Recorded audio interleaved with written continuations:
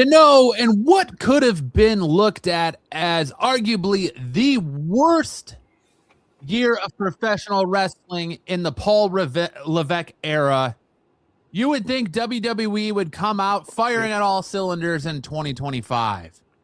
No, instead we get a 3-hour SmackDown that's headlined by only really the return of one indie god, Mr. Always Ready himself, Matt Cardona.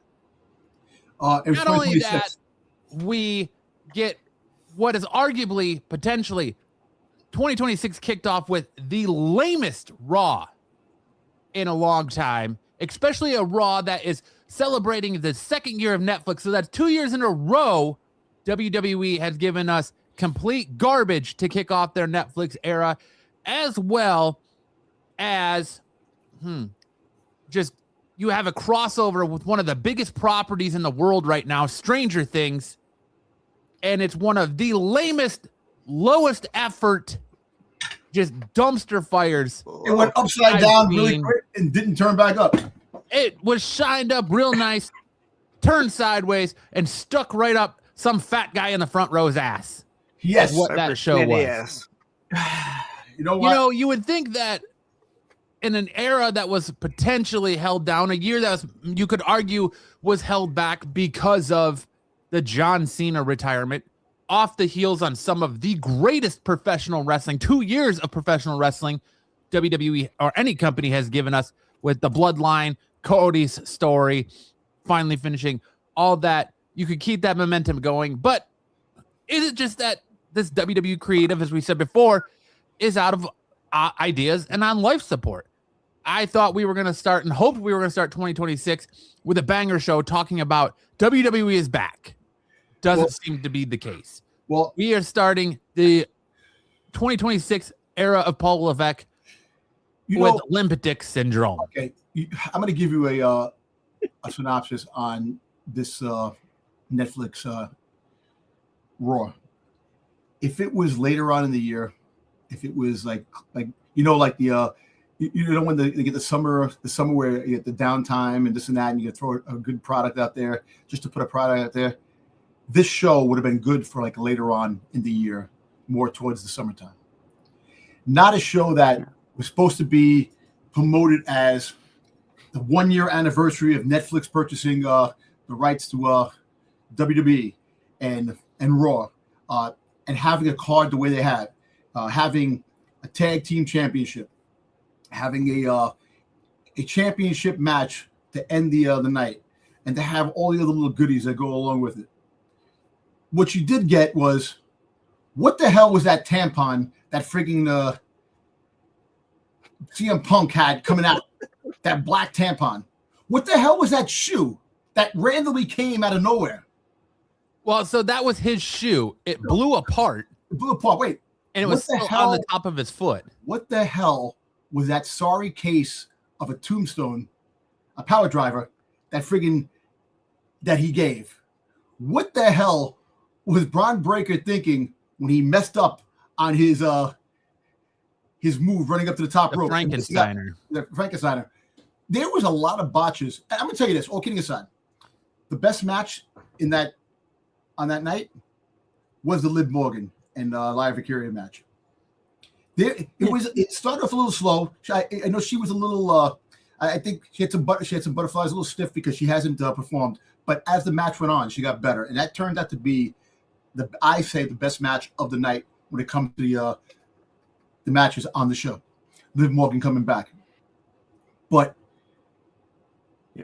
you have a main event.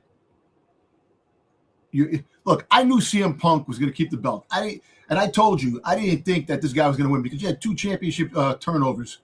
If you only had one, then the night would have turned over. Then you would have probably had a new champion crowned in Braun Breaker.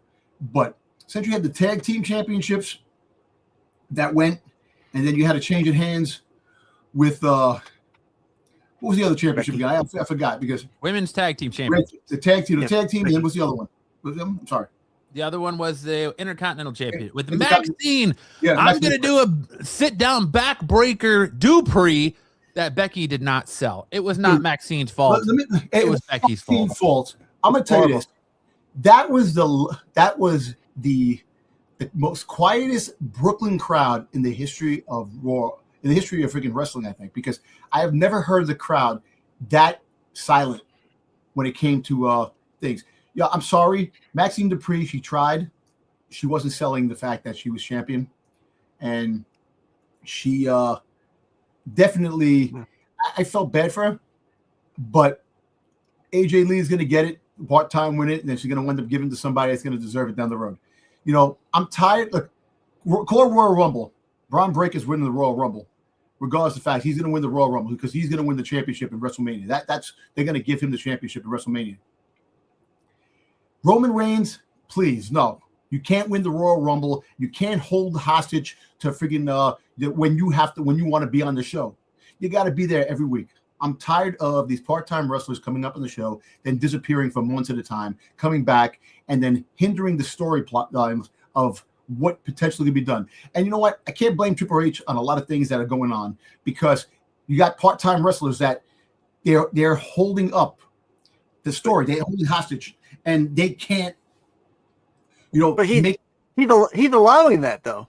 He's allowing them to do that. But wasn't there a time where they said part-time wrestlers? That's where he gets. Triple H is 100% to blame. He is the really? chief content brand officer of WWE. That is his title as COO. He is the head of creative. It is 100% his fault. He signs off on the storylines. He signs off on the scripts. He puts the shows together. He works with Road Dogg for SmackDown. He's there at every show. It is 100% his fault. I don't blame the talent. I don't blame part-timers, nothing. It's the writers. It's the storyline. It's the poor execution. It is Triple H's fault. Okay. All right. It's his fault. All right. But, you know, let me ask you a question now. Gunther's going to fight AJ Styles this week coming up. Is this just the beginning? It's going to probably end in a no contest to really build this story up because he's going to retire AJ Styles. So you can't have Gunther beating AJ Styles or have AJ Styles beating Gunther to burn the momentum from what he has. So it has to end in a no contest. They've already killed Gunther's momentum. Gunther's momentum's dead. I know. The last 3 weeks, ever since he's beaten John Cena, what has he done? He's come out, said, I make John Cena tap out like a bitch, and laughs. Gets booed out of the building, laughs, and leaves. This week, Brooklyn didn't care. Nobody cared. The boos are getting low, getting less noticeable. The level of care is getting less noticeable. Nobody cares anymore because all Gunther is doing is coming out, doing this, calling John Cena a bitch, and leaving. So you have that. And then the anticipation for Jericho that they were talking about, breaking the walls down, throwing the Easter eggs out there, doing stuff like that for Jericho, which he's coming back in Royal Rumble. That's where he's coming back. Look. Yeah, I don't think he was talking about Jericho when he said something about I think he was talking about the stupid Stranger Things bullcrap that we got. But. I know, but Easter eggs, when you throw Easter eggs out there, certain things, like, it's just one of those things where people are expecting a little too much and quick, and you got to understand the fans. Look, us as fans, we're frustrated because the storylines lack and they suck. And I know they have to make new wrestlers, and I see that they're trying to have new people come in and have new fights, new feuds. But you got to have a balance when it comes to certain things. You just can't throw new people out there and try to expect the story and try to pop, that it's going to happen 1, 2, 3. You got to integrate them in the storyline that it's a slow burn to build up. Like Maxine Dupree. All right, they're going to feel bad for she lost the belt. And she's going to come back. That belt made her kind of a star now. She'll come out and she'll do a thing. And eventually she'll win the... You think that belt made her a star? Because there was, thousands of people in Brooklyn that I think disagree with you. I know, but you know what? It's going to be refreshing when it's in freaking UK and Germany now, because those crowds, the international crowds, are the best crowds going when you have wrestling, and you're going to hear it. You're going to hear SmackDown. You're going to hear SmackDown, the crowd, how it gets to SmackDown. And then Monday, Raw, you're going to hear the crowd. Yeah. And that's the thing. It's just It's unfortunate that everything it sucks. The way it's written and the way it's put down on paper and put out there. Look, you're bringing back people. You got some people that came back. You're bringing up the signees from NXT, the newbies. Jordynne Grace is on her way up. Freaking you have Trick Williams now up. You got Yvonne Evans signed with Raw, which he signed the Raw on a commercial break. Where was that? Talk about the utter disrespect. Not only did he sign on a commercial break, he signed his Raw contract on a folder with the old Raw logo on it. The proper design team couldn't even be considered enough or take enough time to get the proper Raw logo on the folder that he's signing his contract in. I'm sorry. I just this curled milk inside this coffee was no good. Oh God. Yeah. Never have chunks of coffee. Yuck. All right. Whatever. I just drank it, so whatever happens, happens. You're right. That was a total disrespect. You would want to see that. You would want to see that on TV. Him signing that they got to get Yvonne Evans signed contract to be on Raw, which that's a great thing. You need more high flyers, and he's going to work good with the likes of El Grande Americano, Dragon Lee, and all these guys. It's going to be perfect. But the fact is not to show that when you're watching the show. And but that's my whole thing is that we're coming into 2026. It's a new year. It's a relaunch of, what they could be. And with the Netflix stuff, your 1 year anniversary on Netflix, I'm expecting a good show that's going to set the tone for the remainder of the year. And all we did would carry over storylines that have been going for the last 6 months that have been played out. Mm-hmm. I don't care. All you're doing is interchanging. You're just interchanging people facing off against the Vision. And I'll be honest with you, I'm tired of the Vision. I think adding Austin Theory to the Vision has hurt that group, and it's only been 3 weeks. Logan Paul seems less interesting now. Braun Breaker seems less interesting. Bronson Reed seems less interesting. And Austin Theory's just been straight up. They haven't done anything. Right. And Austin Theory's just been straight up boring. Because the story... He's just kind of there. The story is not there. Listen, they're waiting for Seth Rollins to come back to build the story up, then the story really starts pumping. And look, they can't afford to do that because he ain't coming back till WrestleMania. We'll see what happens with that. But the whole fact is, what they should do is, like I said, you really should have another masked man come out and attack the Vision. And now you try to figure out who the hell that is, and you're going on, and maybe it turns out to be Ricky Saints, because something's got to give. You got to pump some energy into the friggin' into the storyline. You know what storyline's better than the friggin' the Vision storyline? The MFT, fucking goddamn Solo. That storyline is better than what they're doing with the Vision. Even though, because you know what? We're clearly not watching the same show. Well, I'll be honest. What's the top? I think maybe I need some of that curdled milk coffee that you're drinking there to really boost my spirits and how I see these shows, because we're clearly not watching the same product. Shane Nakamura of Slow Style, he was telling this dude, listen, he goes, stop being a follower and learn your potential. So the seeds have been in place for the breakup of the MFTs, which is going to be eventually, so that's going to be pretty cool. And where has Jeff Cobb been? Exactly. Where is one of the biggest indie stars you put him with the NFT and bury him. Listen, I feel bad for Matt. Matt's going to fucking be lost in the shuffle. I disagree. If Triple H is smart, which I'm hoping, by God, he is, you make Matt Cardona the face of SmackDown. You take everything he's built on the indie circuit as the indie god, and you let him do that on SmackDown. You give him SmackDown. Did you watch the interview? He said that the night that he got called up to come on SmackDown, he did SmackDown. They called him that night and asked him, "We're interested in having you full time. You want to sign a contract?" So he went and he signed the night that he was on when he lost to the John Cena Battle Royal Open Challenge thing, the tournament. They called him that night, and they sat down and discussed a contract. So look, let's put it this way. Matt Cardona is definitely going to be on because Chelsea Green is now going to move on to bigger, better things. She's going to start going for championship gold now. You know, she lost the belt. That's the reason why she lost the belt to Julia. They wanted to reset the mistake they did with Julia before. This is what I've been reading, that they want to make Julia, they're going to pump up Julia and make her a bigger star. What it is. And look, which makes me laugh. There is so many women in the back that can challenge for the damn belt. And you choose not to friggin' use the women. They're not any good, Dom. That's the problem. They're not main roster caliber. You brought up Lash Legend. She's killing it. Lash Legend is killing it. B-Fab was brought up as a valet.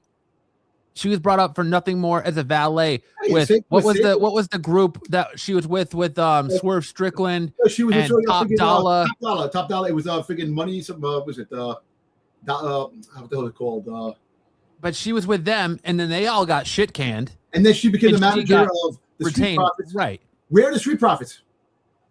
Who knows? But you know, she's a valet. I don't know what God bless them. They're trying to make her a wrestler, but that's the whole reason Maxine Dupree is getting a push because there's nobody. But it's ridiculous how you have nobody. You don't have the likes of freaking goddamn like that's what I'm trying to say. You want to make two different brands. Have SmackDown and Raw. You should have all the women rotating and having forget the tag team championship tag team with the girls. You know, the only reason why they put the belts on friggin' on Io Sky and Rhea Ripley was because they didn't want them in the championship picture. Now they're gonna have somebody new go for the championships. You know, so this is they want to do it. Now they're talking about bringing up Monroe up from SmackDown, and what's the name? The other girl, what's the name? That's the champion now. Well, yeah, that's their response is, you know, a few weeks ago we had a report where they weren't bringing any new talent up. Yep. And I think Triple H took a look around and was like, oh, fuck, we have to. We have to do so. We have to bring talent up. He saw the response that Oba Femi got on Saturday Night Main Event, that Javon Evans got on Saturday Night Main Event, and they're like, oh, we've got to bring up talent. So, yeah, you've got the names of, like, that's why Blake Monroe was kicked out of the building on Tuesday. They're talking about her being called up to SmackDown. They called up Jordynne Grace to SmackDown. Sol Ruka is apparently coming up to SmackDown. Yeah, so we're gonna Oba Femi freaking put the belt down and freaking got rid of the belt. Yeah, him and Asuka. I mean, 2 weeks or 3 weeks of vignettes for Oba Femi. He just wins, sets the belt down, and now he's coming to Raw of all places. You would think he'd go to SmackDown? Yeah, actually, Raw. They use him in Raw, which would be good against Division, good against friggin' Gunther. So you have some good muscle out there. But my thing is that you're going to deplete NXT, which yes, you should. And I think where is my boy Ethan Page? Why didn't he come up? Well, he might come up now because after the challenge he has that's coming up for the North American Championship, he's going to lose it, and they got to bring him up. Bring him up. Just bring up everybody. Bring friggin' Anthony, the family. Bring up all these guys. I'm going to say something to you that might piss you off, but I'm starting to kind of feel like Ethan Page might be the Miz of NXT, where Ethan Page is kind of that measuring stick for newcomers to see how they stack up, because that's pretty much what the Miz has become, is nothing more than a measuring stick for new talent. So I'm expecting a Trick Williams Miz feud. I'm expecting, who knows? But I'm just... That sucks, man. But like I said, my thing is you're bringing them up. Now use these people. Use these people, and don't forget the people that the regular ones that are there too. Interact them together. Have interactions. Make things happen. And I don't know. Maybe creative and Triple H is sitting there going, we messed up. We messed up a lot. And now they're looking at the response they got in Brooklyn with Raw, and he's like, you know what? We've got to change. We got to make things happen. After Raw reset, after Raw Rumble, the road to WrestleMania, and try to make the best thing we can. And listen, I don't want to see Cody Rhodes versus freaking Roman Reigns. I don't want to see that. Don't want to see that. No. Listen, you want to make a statement? You want to make a statement? McIntyre wins the belt tomorrow. He wins the belt tomorrow. That's how you make a statement. Why? So you're going to embarrass him so he can be a part-time or hold the belt for 3 weeks and then just lose it to Randy Orton? No, I think Randy Orton is going to get a chance, but not now. I think Randy Orton's going to probably, after WrestleMania. He already threw it out there. He said, I don't care who wins between you and Drew McIntyre. I'm coming for the belt next. So Randy's up next. So we're talking Elimination Chamber. Yeah, but not eliminate. He's not going to lose the belt in Elimination Chamber. You're going to have Randy beat him in Elimination Randy Chamber, Orton's carry the belt into WrestleMania. Chamber. Look, Randy Orton's going to win the Elimination Chamber, get the opportunity for the belt, and freaking Braun Breaker's going to freaking win the Royal Rumble to win the belt off of CM Punk. There's your winners right there, and that done. After what I saw on Monday night, no. After what I saw on Monday night, I don't want Braun Breaker winning. Braun Breaker doesn't need to win the Royal Rumble right now. He can't even do his own finisher move without landing on his head. Punk had to grab the top rope to sell it to make it look like he blocked that move. Dude, you couldn't even rotate enough not to. That's twice now in a matter of 2 weeks. This dude has landed on his dome piece. All right, you know what? I'm going to tell you this. Sure.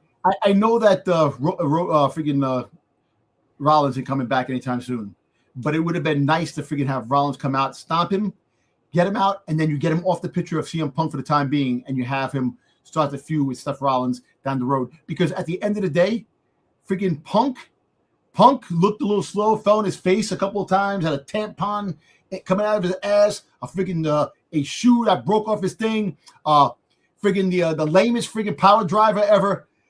Everything that he did, you need to change the directive of what was going on. See, I think I may be completely wrong on this.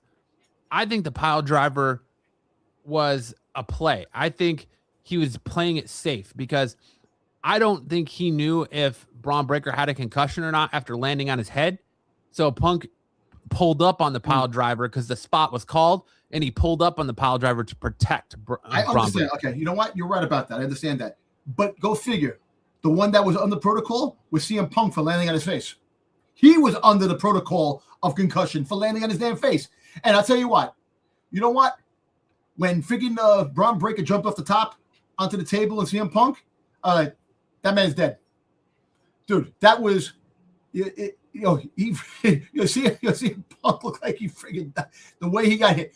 But I understand that he was trying to sell it, but it was kind of sloppy. It was kind of slow, and that was with everything. Even the tag team match, freaking Oscar and freaking Oscar, could be Warriors against freaking Rhea Ripley and Io Sky. A little slow pace. It wasn't the fast pace. It played it safe. Everything was played safe on Monday night. If you really think of it, right? And they have to sit back and saying, and they know they feel the heat. The fans are freaking goddamn roasting them every freaking chance they get.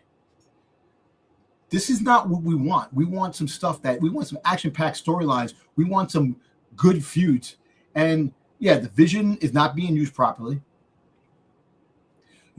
I said that the Wyatts, you destroyed the Wyatts. The Wyatts are really nothing of an afterthought now. The Wyatts would have been great if they went back and forth.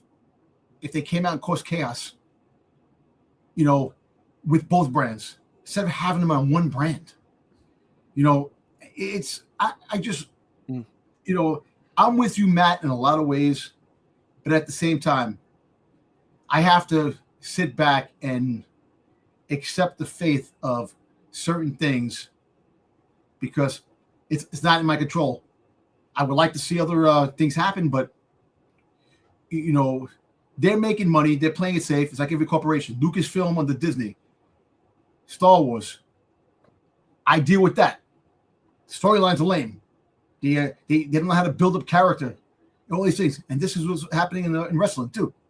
That the characters aren't the characters you really want to see. They're not pushing them the way they should be pushed.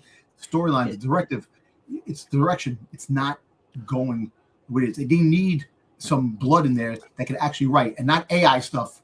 Well, where is black and gold Triple H? That's what I want.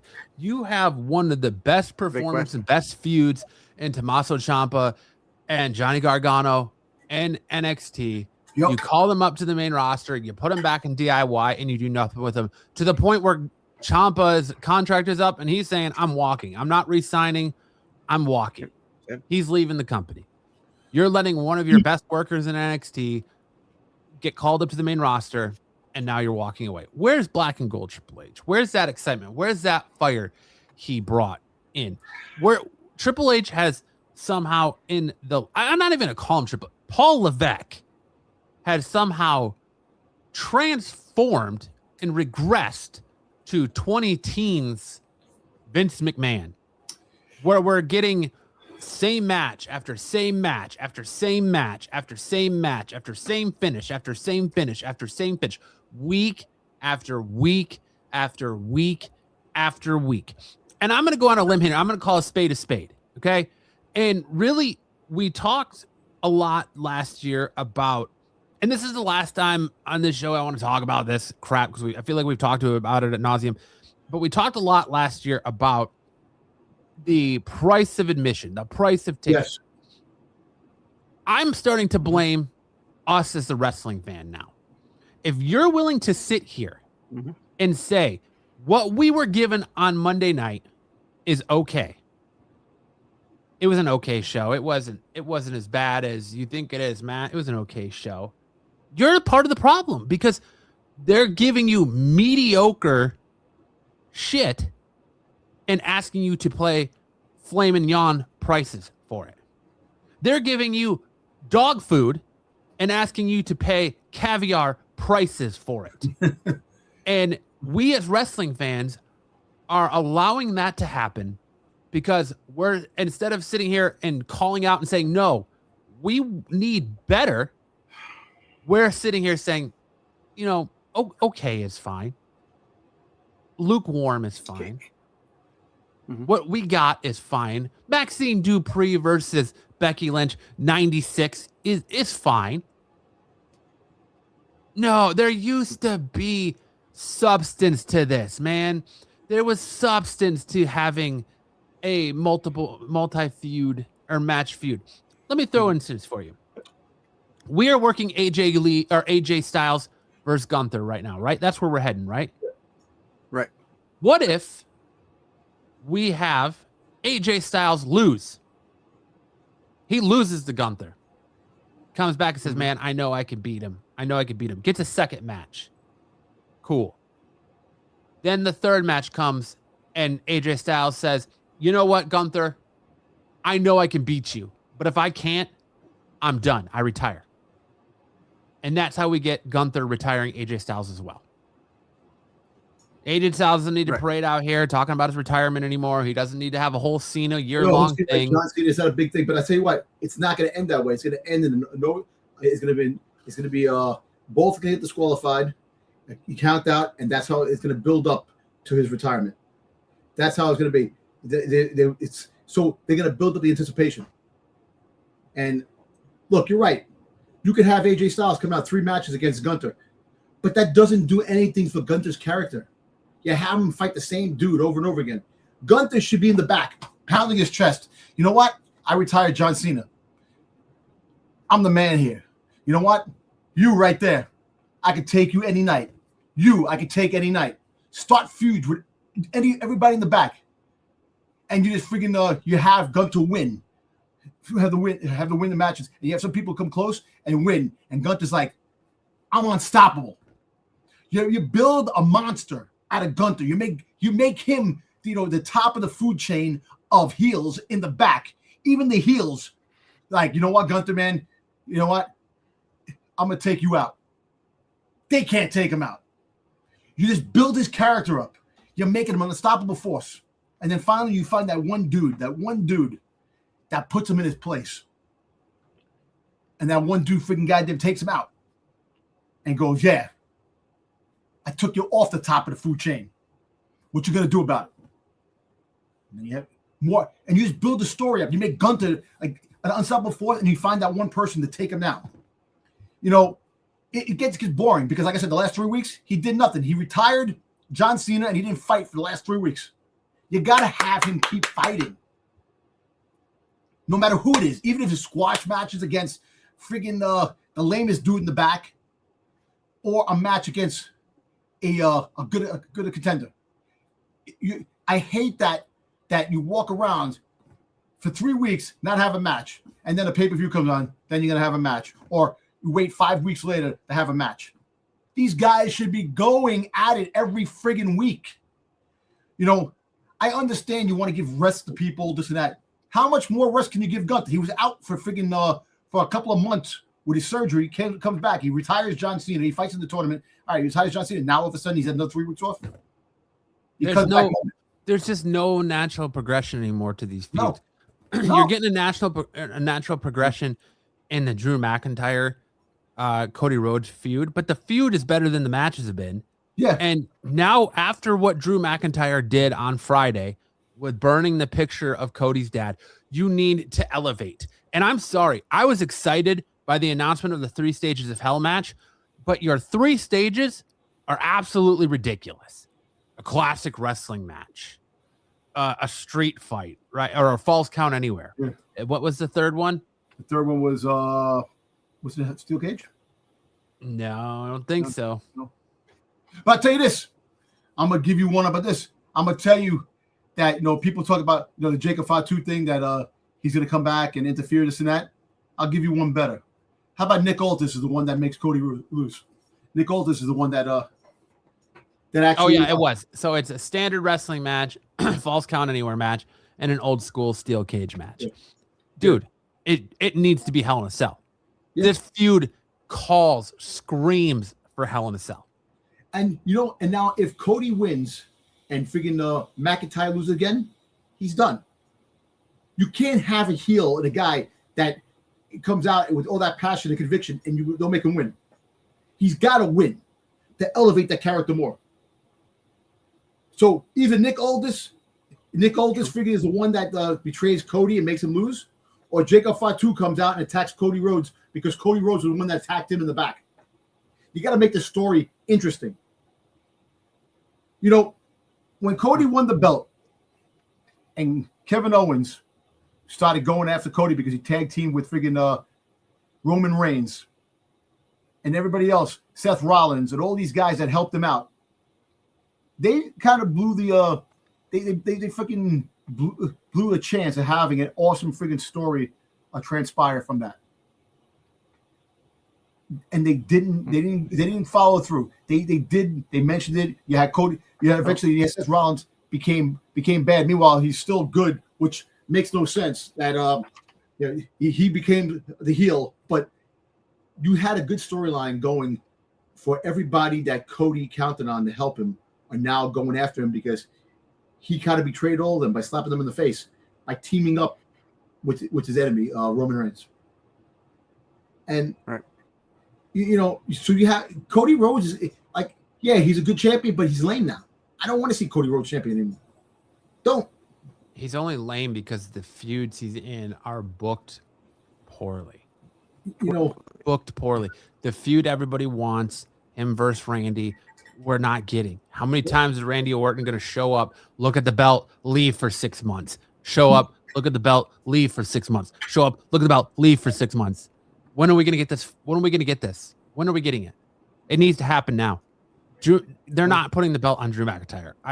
If they do, it's going to literally be for a month, and then he's going to drop it to Randy Orton, and they'll do Randy Orton, Cody Rhodes at WrestleMania. It's just not. I don't see Drew McIntyre winning this title. I just don't. Dude, listen. Sometimes you don't need a belt to make a good match. Cody Rhodes versus Randy Orton without championship on the line could be a good match. No, at this point, it has to have the championship. Yeah, that is a match that absolutely has to have carrying the belt around. Give it to McIntyre. Make it freaking interesting. Cody doesn't have to win. Cody doesn't have to be champion. But I mean, weigh in here, Sticks. I feel like at this point, Cody versus Randy needs the WWE championship. It needs it. Otherwise, it means nothing. Randy definitely needs to do something more than what he's been doing. They need to work him into these storylines somehow, right? Like you said, him showing up, and he's not doing anything. He's just showing up. He's showing up. He's progressing for the fans, and then he's going back into the back. Why isn't he wrestling? He can't be injured. It's been 8 months since he left with an injury. having him go with Cody, or even have him go against Drew again, have him do something. Put him with the belt at some point, probably. I don't think it's right now, though. Do you think that a Cody versus Randy match needs the belt to make it feel important? No, I don't think it does. You don't. I think the second time it does, not the first time. Cody versus Randy has no substance to it without the WWE Championship. It might as well just be another wrestling match. That I think the championship adds to that match. It adds that little on the top that you need that for their evolution of characters. I think you can use it as a springboard to, hey, Cody comes in, I'll give you an open match, no title, right? And in that match, you get Cody to turn, or not Cody, but you get Randy to step up his game, and whereas he takes out Cody handily, and Cody's like, no, that's not going to end like this. And Randy's like, I now know I can beat you to take that title, and comes after for the title. Tell me, if Cody isn't champion, if Drew McIntyre is champion, and Drew McIntyre wins tomorrow night, and he's champion, what interest do you have in Cody Rhodes versus Randy Orton? Why would you be interested in that match? What McIntyre is champion? Yeah, if Cody Rhodes loses his championship, what story is there and reason for Cody versus Randy? I see where you're saying. If he doesn't, yes. If he loses the belt, that whole situation kind of moves off because there's nothing for Randy to come in for. So then you're agreeing with me that that the WWE Championship is needed in a feud between Cody Rhodes and Randy Orton. In a feud, not in a match. I thought you were talking match. No, I'm saying feud. If you're talking feud, yes, you definitely need the belt in the feud. If you're going to have a reason for Cody and Randy to wrestle each other, the WWE Championship has to be at the center of it. There has to be a ring at the end of that, something to gain at the end of the feud. Look, this is my thing. The championship means a lot. Yes, it does. But to have a good match doesn't need the championship. I understand, Cody needs a championship for Randy to make it work, this and that. But they missed the mark, dude. They missed the mark. They took forever for this damn feud to happen. They took forever to make this happen. You can't go on and have these different feuds with people and McIntyre all this friggin' time. Make McIntyre lose again. McIntyre, then it's going to be every time you see McIntyre go after somebody else, it's like, he's lost. I don't want to see this guy anymore. You need to elevate him now. You got to make something happen. You have to make it to a point where McIntyre wins the belt, takes it from Cody, and changes the friggin' landscape for the time being. Even if it's a week or two, a month, whatever, he took the belt off of Cody. So now that belt can go to anybody else. Now you throw Jacob Fatu into the friggin' mix. He comes into the mix. Randy Orton versus Jacob Fatu. You have all these crazy-ass scenarios. You have that happen. But the main thing is that I don't think they want to turn Cody heel. Randy Orton heel. They want to leave him where he is. The fact is that you make things happen. They want to keep friggin' McIntyre as the heel. So you have Jacob Fatu, Cody Rhodes, and Randy Orton as baby faces against one heel. You have to elevate this more. So you give the belt to friggin' McIntyre, let him go off and do something else, and then you have Randy Orton and friggin' goddamn Randy settle their differences and then work their way up to back to thing. Maybe you have a triple threat. You have Randy Orton, friggin' Cody Rhodes, and friggin' McIntyre, WrestleMania. Yeah, have something like that. But they missed the mark. This should have happened months ago. About a year ago, this should have happened. That's the problem. I'm going to ask you a quick question, Dom. When ever did it matter for Randy Orton to be either face or heel? When was he ever better? When he was a heel. When he was a heel, exactly. I know that. But the fact is that Randy Orton is selling T-shirts. The fans are loving him. They turn him heel. He'll sell it whether he's face or heel the fans or love him whether he's a heel or a sitting in the face. back I of the see stands. Cody turn heel. Cody should be the one that turns heel. I think the only thing keeping him face right now is the lack of baby faces that SmackDown has. I know. So that's now you're what he bringing is. new And- people in. Right. You're bringing new people in, and you could change that landscape. Think about this. You turn Cody heel after someone he finally breaks. After all the problems that he's had since he won that belt became a burden to him because of all the finishing the story. And then he lost it to John Cena.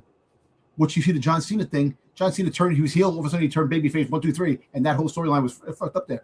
But the pressures of the burden of having that championship finally weighed out to a point where Cody cracks. And that's why Jacob Fatu goes after Cody Rhodes, because Cody Rhodes was the one that freaking goddamn took out Jacob Fatu.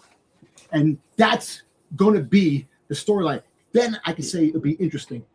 So you'll have Randy go after McIntyre with the belt. Cody will be fighting Jacob Fatu for the time being. And then later on you can have it happen. Cody becomes I think this storyline you're bringing up is too little too late. No, listen. It's too far the back. match between Cody and Randy is late. That is late. That should have happened a year ago. The same thing like The Rock. Agreed. And But the Fatu thing happened a long time ago too. I know. Jacob Fatu's coming back. He's going to find out that Cody Rhodes was the ones that took him out. And then he's going to go after Cody Rhodes. And that's how McIntyre wins the damn belt. They're not going to turn Cody heel anytime soon, man. It's not going to happen. If they would have done it, they would have done it during the John Cena thing. They would have had him sell his soul to The Rock.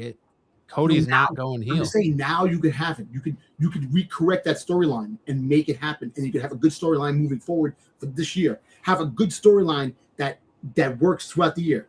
I'm telling you, man. Between Nick Notice and friggin' Jacob Fatu, Cody is gonna friggin' lose his belt. He's losing his belt to McIntyre.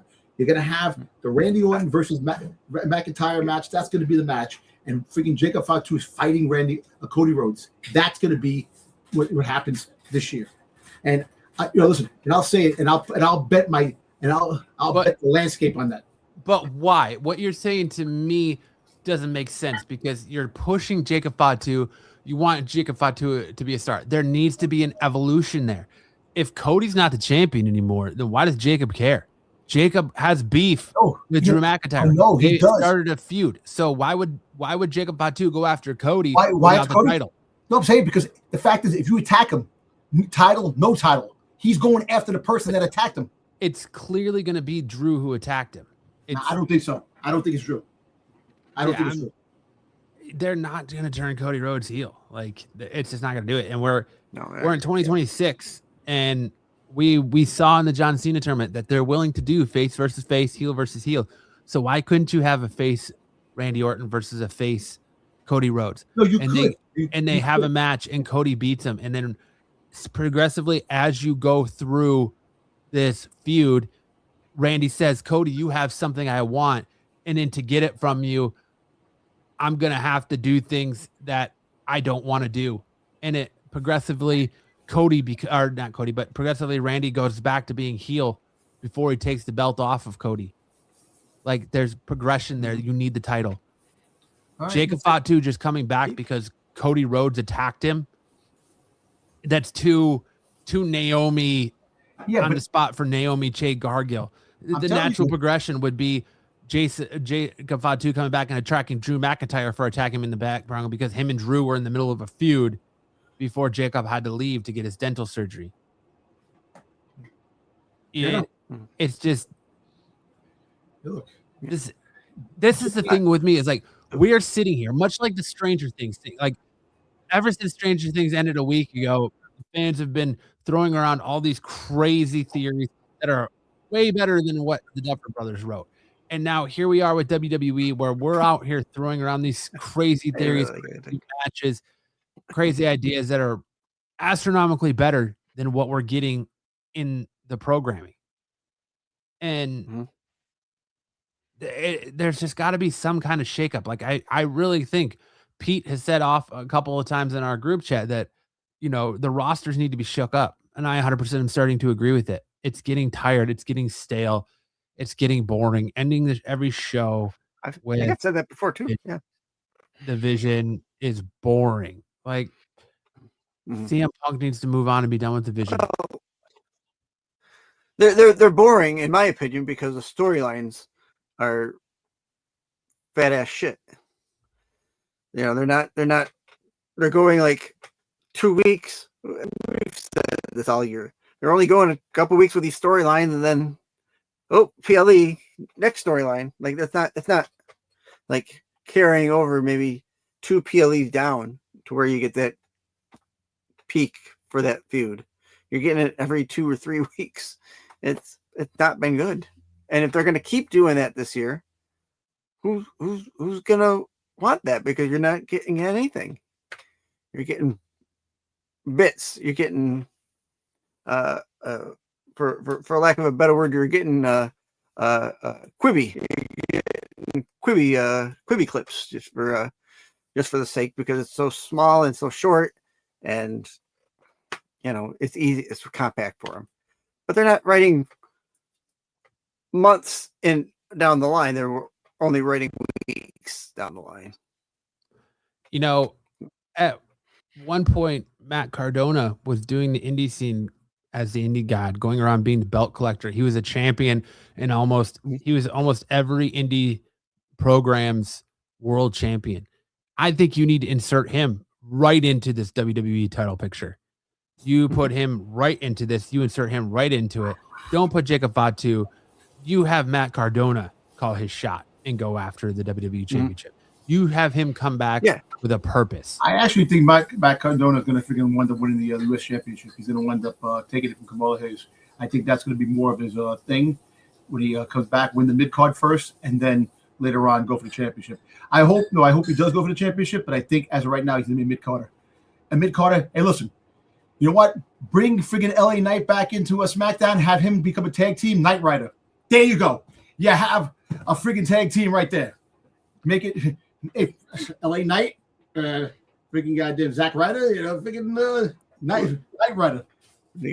Is Hoff going to come in and be their manager? I don't know, but look, enough of the talk with Jacob Fatu and McIntyre. There's other stories to talk about, like at least Dirty Dom doesn't have to go for surgery. He's going to be coming back for the Royal Rumble. True. And maybe I have a feeling, look, you're building up you're building up Mysterio, Rey Mysterio, Dragon Lee, and Penta. You got to put Dirty Dom into the mix now, because didn't Logan Paul say he's going after the Intercontinental Championship? You got to start turning Dirty Dom back, turn him face again. You make that could be a redemption of him turning face. And look, eventually, Judgment Day, please break up. Please break up. It's just a long time coming. Listen, Finn Balor should be singles competitor. He should be going to the championship picture. Freaking bringing back the Demon. I'm tired of him just being a backseat player and not doing what he's supposed to do. My man won. He's the first Universal winner. Never got the opportunity ever again after he hurt his shoulder. So put him back into the picture. Give him his day. And they were supposed to push him in 2025, and they didn't. You gave him tag team gold. Then he kept eyeing the Intercontinental Championship from Dirty Dom, and nothing ever transpired from that. Just break up this team. You could have Liv Morgan and Roxanne Perez try to go for the tag team gold for now. You could have, which I actually like, Raquel going for the championship. It's somebody different going for the championship belt. Stephanie Vakir, unfortunately she hurt her foot. Don't know how bad and severe the injury is on her foot. She's going to be out for a minute. So now the storyline, there's no championship. We're going to bring back Nikki Bella to fight freaking Raquel. Who knows? But Judgment Day, dismantle the group, please. And just go on your way and just doing things. And please, like I said, Finn Balor, please give his push. Give him his rightful deserving push to win championship gold again. Because I just really I hate the fact that he's a backseat player. JD McDonough, when he comes back, have him singles match. Listen, imagine him and Yvonne Evans fighting. How crazy that match would be. The high flyers, that'd be freaking phenomenal. See, you know, it seems like every time we either bring up them breaking up or we have ideas that they might, it seems like WWE doubles down again and they start winning championships again because they're like playing it safe. They got to stop. They have nothing else better to do. Listen, Matt, didn't they say they want to change the landscape? Change the landscape. They've said that about 30 times. Exactly. The last 3 months. Yeah. The landscape is how many times have they said this is going to be a new beginning? Look, a new era. Look, let me tell you something. A new era. You have Logan Paul go for the Intercontinental Championship, right? You have Austin Theory and Bronson Reed go for the Tag Team Championship gold. You friggin' push them out. You want to push the vision, make the vision big, and then Seth Rollins comes back and takes them all out. You know, or you have the biggest twist of them all. Somebody else is running the show from behind the scenes, and he'll be exposed. WrestleMania, that person will come. You know. Yeah, I mean, Stephanie, I think it's safe to say that her foot injury isn't that bad because they're not stripping her of the title. I mean, according to PW Insider, Stephanie Fakir is dealing with a legitimate injury, but is not considered serious enough to require an extended absence. So I think really they had Raquel Rodriguez take her out so they could write her off TV probably until Royal Rumble. We're only, 3 weeks from Royal Rumble? Yeah, 3 weeks. 3 weeks from the Royal Rumble. February. So they probably 31st, January 31st. And that's that's another one. Like Saturday night main event, and then you have Royal Rumble the weekend. They called up Stephanie Fakir. They put the title on Stephanie Fakir, and she's had how many title matches? She went months between Evolution and actually getting her title shot that she earned in that Battle Royale. And then she's faced Nikki Bella twice. And she really isn't, they teased challengers. Liv Morgan. They teased Liv Morgan with Stephanie Fakir. They teased that. But this is the problem with them. They friggin' listen, back in the day, every week the champion fought. Every week. You like Roman Reigns winning the championship will be a waste of time. You need a championship that's on the show. I'll tell you what, Roman Reigns having both belts kind of elevated the mid-card titles. Yes, they did, because those are the only titles to freaking win because he held hostage to the freaking belts. But you got to have somebody that's going to be dedicated. Listen, you don't have to fight every week, but every 2 weeks. Every 2 weeks, at least twice on regular TV, regular shows, and then once at a pay-per-view. You have to let at least the pay-per-views. You should be fighting more often, and that's the problem. I don't understand what the problem is. Story creative. If fans can come out and make stories, better stories than creative and corporate that are making billions of dollars, and a fan can do something better, there's a problem. And that's with everything that's going on. What is wrong with the writers today when it comes to storytelling? How come we can't get a good story? And a good story, like I said, the Bloodline was the last great story, if you really think about it. And that ended prematurely. It didn't even end in a way it should have ended. So the landscape really has to change. You want to deplete NXT, fine. But make things happen. Give us good stories. Give us substance. Give us a reason why two guys are going to be fighting each other. Give us go back to Survivor Series and have Raw and SmackDown battle for supremacy on who is the better brand. War Games, that's it, done. No more War Games. You can go back to War Games maybe later on, but go back to the original freaking elimination of SmackDown and Raw fighting each other. Because now NXT, you're depleting NXT. All those main guys are coming up, so NXT will still be the development thing. You have the thing, but Raw and SmackDown. And then you have the betrayal where you have a dude, I'm not even on Raw anymore. He rips his shirt off and he's on SmackDown. Like when the Big Show and Randy Orton do go back to those times. Look, I'm telling you, the PG era has been great. The PG era has been lousy. There have been so many ups and downs. But you know what was consistent? The friggin' Attitude Era was consistent. Yes, you had DX. Was it though? Well, you know what? Because you had DX, you had Nation of Domination, you had all these things, the progression of The Rock, Stone Cold, the freaking Ministry of Darkness, you had the freaking goddamn corporate ministry, you had all these things that were going back and forth. So there was a story that was being told. And like I said, everybody in the back was fighting. They were either on a team or they were fighting. I'll say it flowed better. I'll say it flowed better than it doesn't. It did. And look, Vince McMahon, love him or hate him. Yes, he was a pain in the ass, but he did have a vision and he did know good storytelling and he knew how to keep ticket prices down for the families. And that's the problem.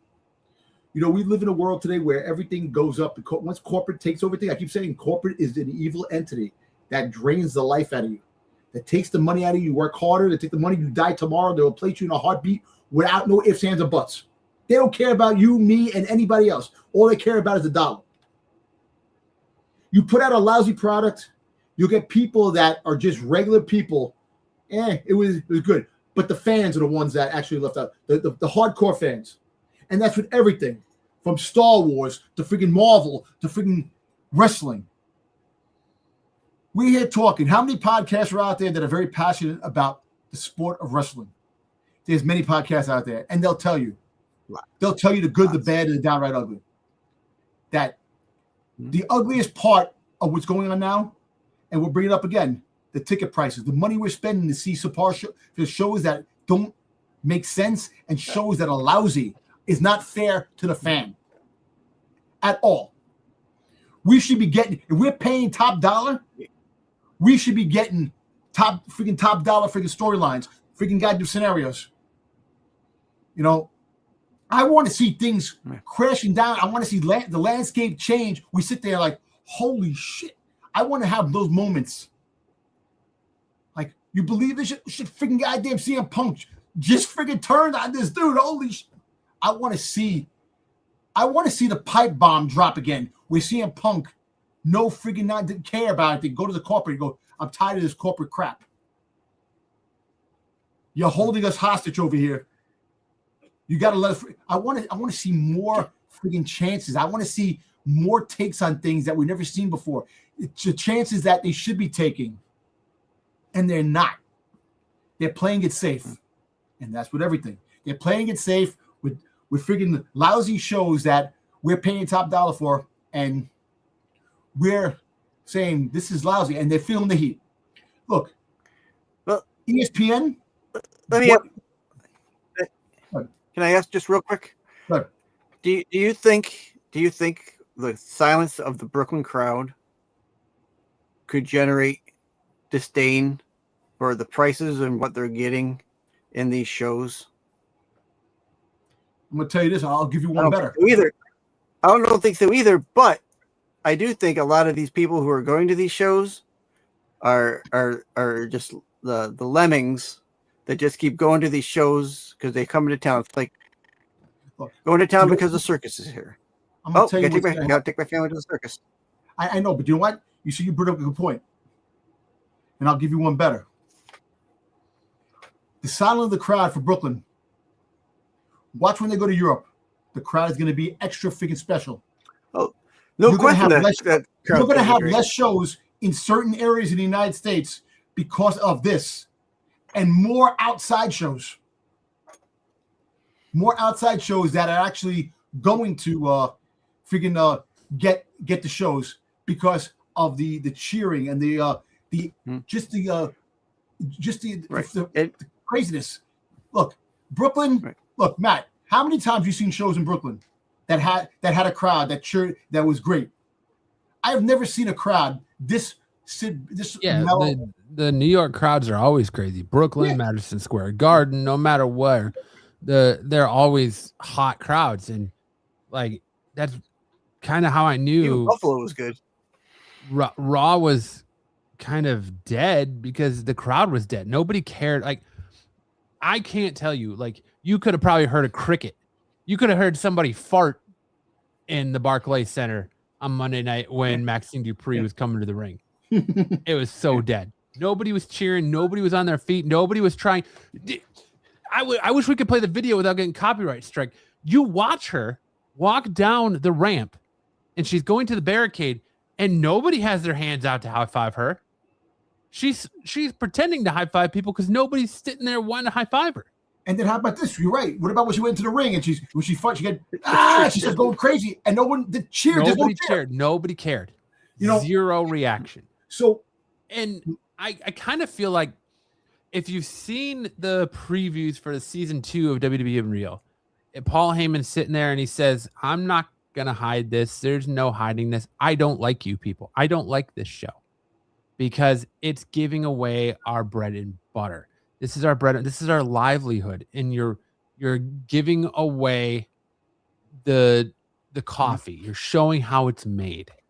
And I think that's part of the problem with professional wrestling is nowadays is that there's so many dirt sheets, there's so many podcasts, there's so many talking heads like us where we speculate, or people are getting leaks that there's no surprise. The pageantry of professional wrestling is gone. Like, I remember me and my buddy when Vince McMahon had that his limo sent into what was it? A semi, and it exploded in a fireball. Yep. I had people, we were talking about for days whether it was real or fake. Was Vince alive or Vince dead? It was that was the pageantry. That was the spectacle, the magic of professional wrestling. And now when you're sitting here showing how the sausage is made, it kind of takes this wind out of the sails a little bit. And so now you have to have performers who can tell a story with the wrestling, as well as, really tell a story in and out of the ring is where I was going with that. And you're kind of getting that with Drew McIntyre and Cody Rhodes.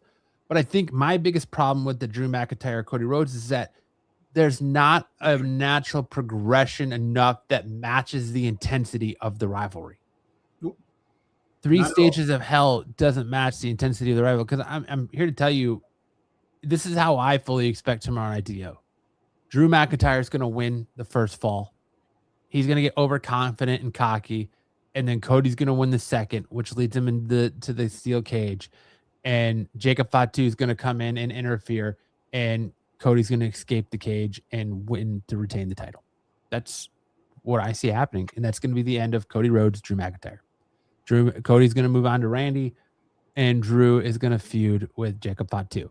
That's just like right now here I see it. Like, you sit here and we can all be like, oh, well, this is going to happen. This is going to happen. Like I said, Monday night, Dom had these big grandiose ideas that, oh, Seth Rollins is going to come out and this, that. And I said, no, the people coming out are going to be Penta and Dragon Lee and Rey Mysterio. But why? Why do we have powerhouses feuding with the likes of old man Rey Mysterio? What's for Logan Paul to feud with Rey Mysterio? Nothing. I'm more interested in a Rey Mysterio versus Dominic Mysterio for that AAA Mega Championship. That's what I'm interested in. I don't give a fuck about a Rey Mysterio Logan Paul match. And congratulations to Logan Paul for signing a long-term contract to remain with WWE. That's awesome. I think Logan Paul's a great talent, and I can't wait to see him as a world champion one day, because God knows he's getting to the point where he deserves it. But when I say that, I don't know if you guys saw the comments with that William Regal made this week about big spots in wrestling. And 100% agree with him. I mean, basically, said, to summarize it, he was warning wrestlers that repeatedly taking bumps to their head and neck can lead to severe long-term health problems. Yeah. Look at Kevin Owens. Kevin Owens is a perfect example of what's going on. And look at this guy. He showed Braun Breaker. It's happening to Braun Breaker. Yeah, he was mostly, from what I understand, he's mostly aiming it towards AEW and like the crazy bloody spots AEW's been doing lately. But you don't need to. A lot of these young guys that are going so hard and getting neck issues, they're gonna gas themselves out, blow themselves up, and then their quality of life is going to be really shitty because they took bad bumps. Look at Nick Foley. Nick Foley, all the years of getting bumps and bruises in his head, man. He's like he's not that old, and he looks like he's older than he is. I mean, look at Bryan Danielson. Like, I feel for guys like Bryan Danielson and like Edge who love this so much that they don't want to go out for retirement. They want to go out on their own terms, so they come back after the next. Like Nikki Bella is doing the same thing. Paige tried to do the same thing where they can't go out on their own terms, so they want to come back till they can go on. But what's that do to your quality of life? Yeah. Like, walk away from the ring. Listen, I understand that it's your passion, this and that, but there comes a time in your life you have to do that. You rather walk away from the ring instead of they have to take you out in a freaking goddamn wheelchair because you can't freaking goddamn walk anymore. You can't do things. And look, us growing up at a time where, the 90s, you had all these things that are going on. I understand you want to play it safe with all these wrestlers and stuff like that because it's their livelihood, and plus at the same time they're human, but they're acrobatic. They're action stars are freaking stuntmen. That's what they are. They're stuntmen that perform these things for us. And it is like a circus because you're like, look at the elephants, and you're sitting there and you watch them in the ring. It's like the cage, but at the same time, you can still do a quality story to get the crowd going. And look, you got all these things that are coming out. Look, I'm gonna tell you this. You know what's funny? All these stories that are coming out that are happening now, because wrestling is not overshadowing these stories. So all these stories that are coming out. So this happened years ago. I'm bringing this to light of day, because I couldn't talk back then. Or I'm doing this now. I'm doing that. There is nothing covering up. The sport of wrestling is still hot, but at the same time, it's not where it should. It's not where it should be. It should be up here. Not what it was. Yeah, exactly. It's up here. It should be here. It's like here. It's stagnant right here. Because look, you got TNA, you got AEW, you got all the other wrestling from New Japan and freaking AAA and all these wrestlers. You have a lot of potential stars and a lot of money to be made. Which TNA's first TV taping should be next Thursday, right? Yeah. And apparently AJ Styles is supposed to be aboard with it, because that's another story. 2028, they have a contract with each other, WWE and TNA, until at least 2028. So there could be other storylines on the road. You could have those characters show up on the main roster, which, I know you want to build up NXT, but I think those characters in TNA should be more on the main roster than going down in NXT, having more battles with NXT.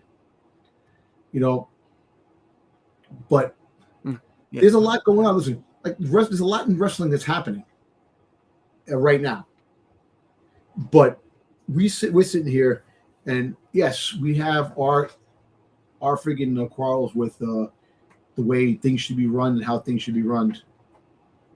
But they're sitting there just counting the money, because, like you said, there are people still willing to pay to see the shows and don't care what kind of story they get, as long as they see some wrestling. I don't know. I don't know what they're expecting. They're not getting what they expect. Outside of a wrestling match. You want to go watch a wrestling match, you go to your local wrestling promotion. Like here, I got One Up, great wrestling promotion. I would rather go see them, and then go to a WWE. Prices are better, and I know I'm going to get a good match. Yeah, I already know what I'm getting with WWE. It's not something I don't even care about at the end of the day. Like the match is over, like okay, there was a match. You're right. Yeah, I might as well go to a one-off match, and watch it. Plenty of those independent wrestling promotions out there in cities around the country. Look, Give them, the one bright spot is that TNA is going to get more of a spotlight now. They're on AMC. They're going to have their thing. You have all these call-ups that are coming up in Raw and SmackDown. You got the Royal Rumble coming soon. You got the big pay-per-views. WrestleMania is a few months away. There's a lot to look forward to. And I hope done right, yes. If done right, absolutely. If they've done right. Yeah. If done right. And I think, I really think that the crowd response this week kind of opened eyes. Because, yes, they sold out. They sold out. Tickets were $150, for like nosebleed seats and stuff like that. Because I want to go. In a way, I'm kind of glad it didn't go. But it would have been fun to go. But I think the look, either one or two things they're going to do.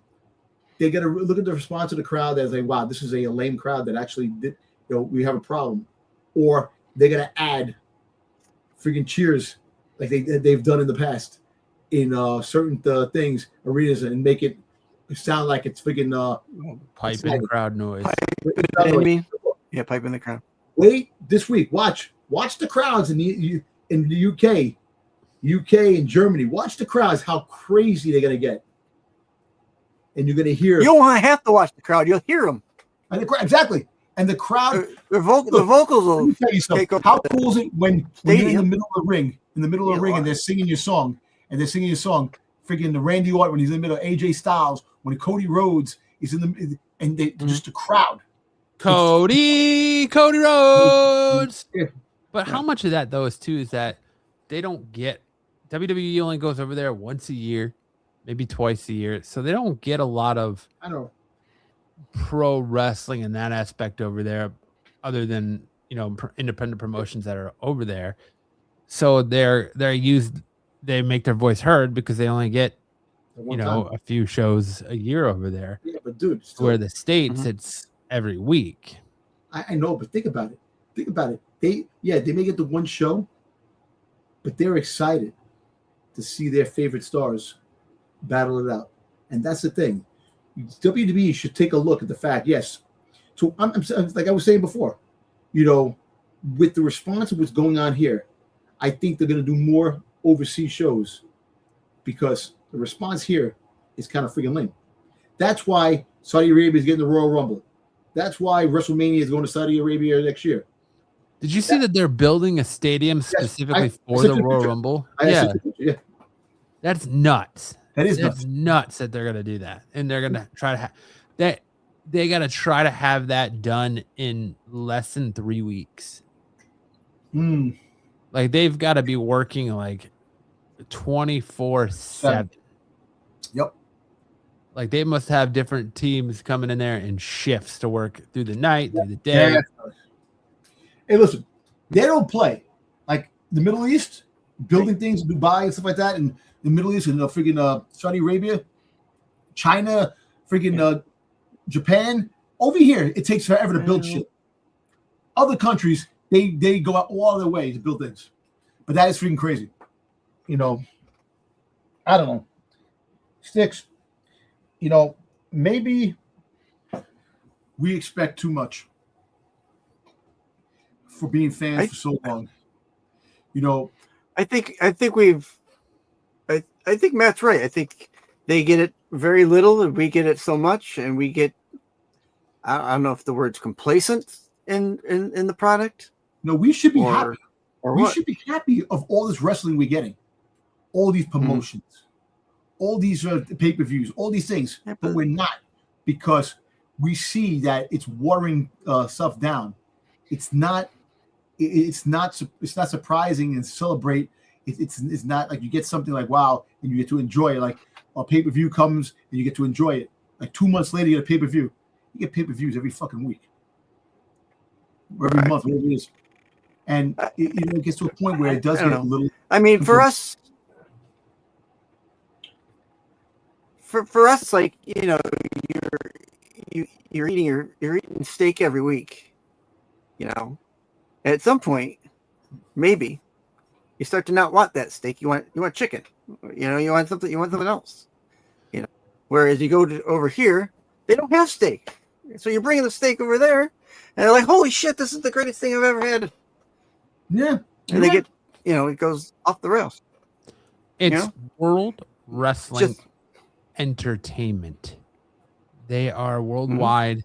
The wrestling has been great. There have been top-notch wrestling matches. The thing that's lacking is that entertainment. Entertain me.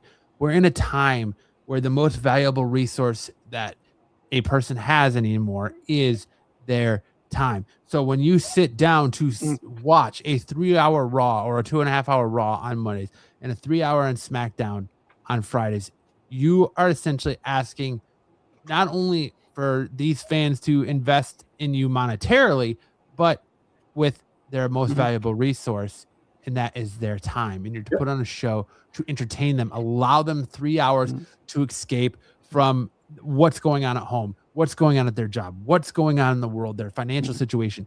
It's supposed to be a release. We We know we're gonna get a wrestling match.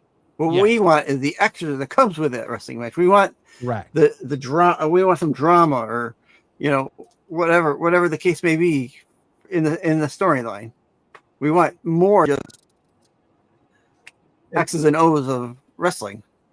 Did you, to change the subject really quick, did you guys see the fan gets ejected for hitting a wrestler at the ACW wrestling event? Yes. Yeah, it's Rumble. You forget him in the face with something. I didn't see that. That's right. You get taken up. But you know what Monday Night Raw has become? It's, up next we're gonna have a World Tag Team Title match: the Kabuki Warriors versus Rhea Ripley and Io Sky. Breaking news! Welcome back from that commercial break. We're mid-match here. The action is really heating up. Rhea Ripley is about to go for a riptide. Breaking news! We got clash! Welcome back from the commercial break. Javon Evans is here, and he's going to sign his contract. The newest WWE talent is in the ring right now. He's got some words to say. Step into the time tunnel. Let's rewind. Every different audience gets left. Welcome back from that commercial break. Listen, we got our world champion about to take the ring. Ignite tonight. Wrestling fight. Welcome back to yet another commercial break. Dude. Yeah. Right. So many commercials, especially on Netflix. So many commercials. What's that? I'm getting something from the booth. We forgot to play the Slim. Stick just got muted because of all my commercials. Yeah. Rhea Ripley's going for her Eradicator right after these messages.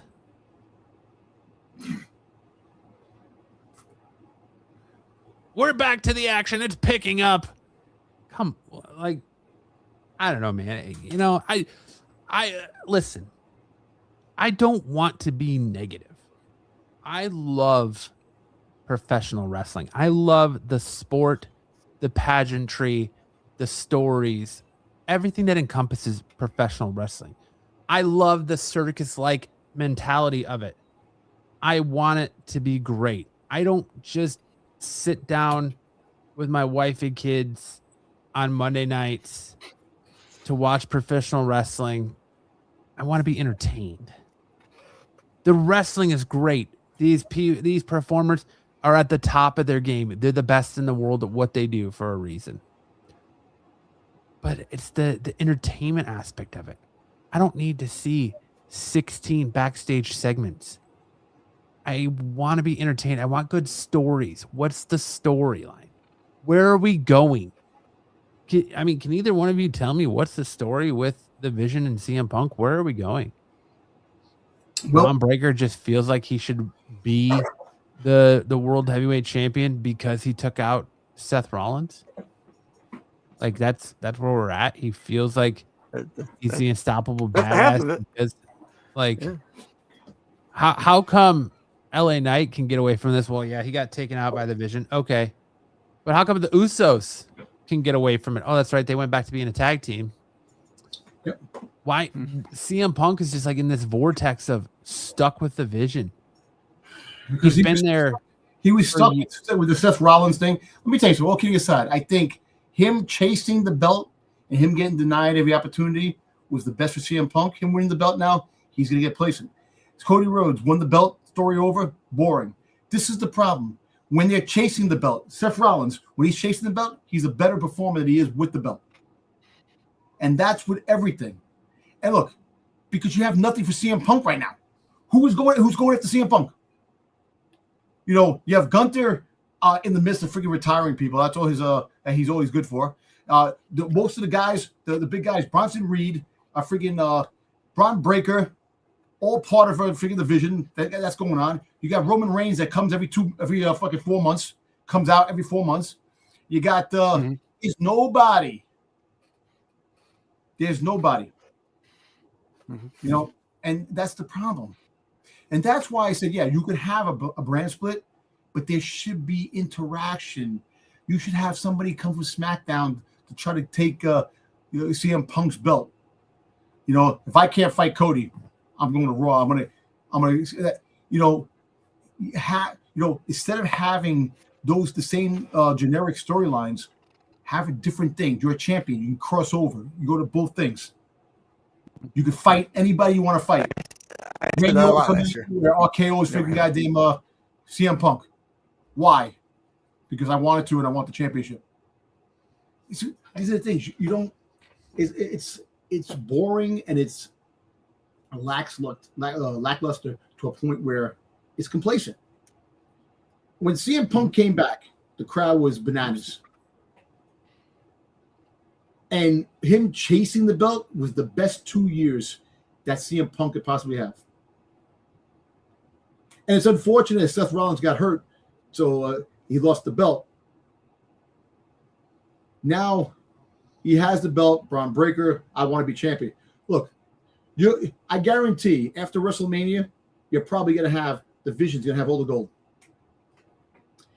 They're going to have all the gold. Braun Breaker will be champion. You'll have the tag team championship and Logan Paul be Intercontinental Championship.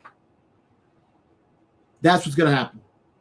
And then the dismantle of the freaking goddamn Vision is going to start happening down the road because it can't sustain the way it is. Well, like I said, I feel like they need to get rid of all the because nobody cares. Nobody cared when Austin Theory revealed himself. Nobody cares. He's in the group. Nobody cares. He hasn't done anything. He hasn't done anything right now. Austin Theory is probably working for Seth Rollins. Who cares? Snooze. Boring. Give me something new. Give me something.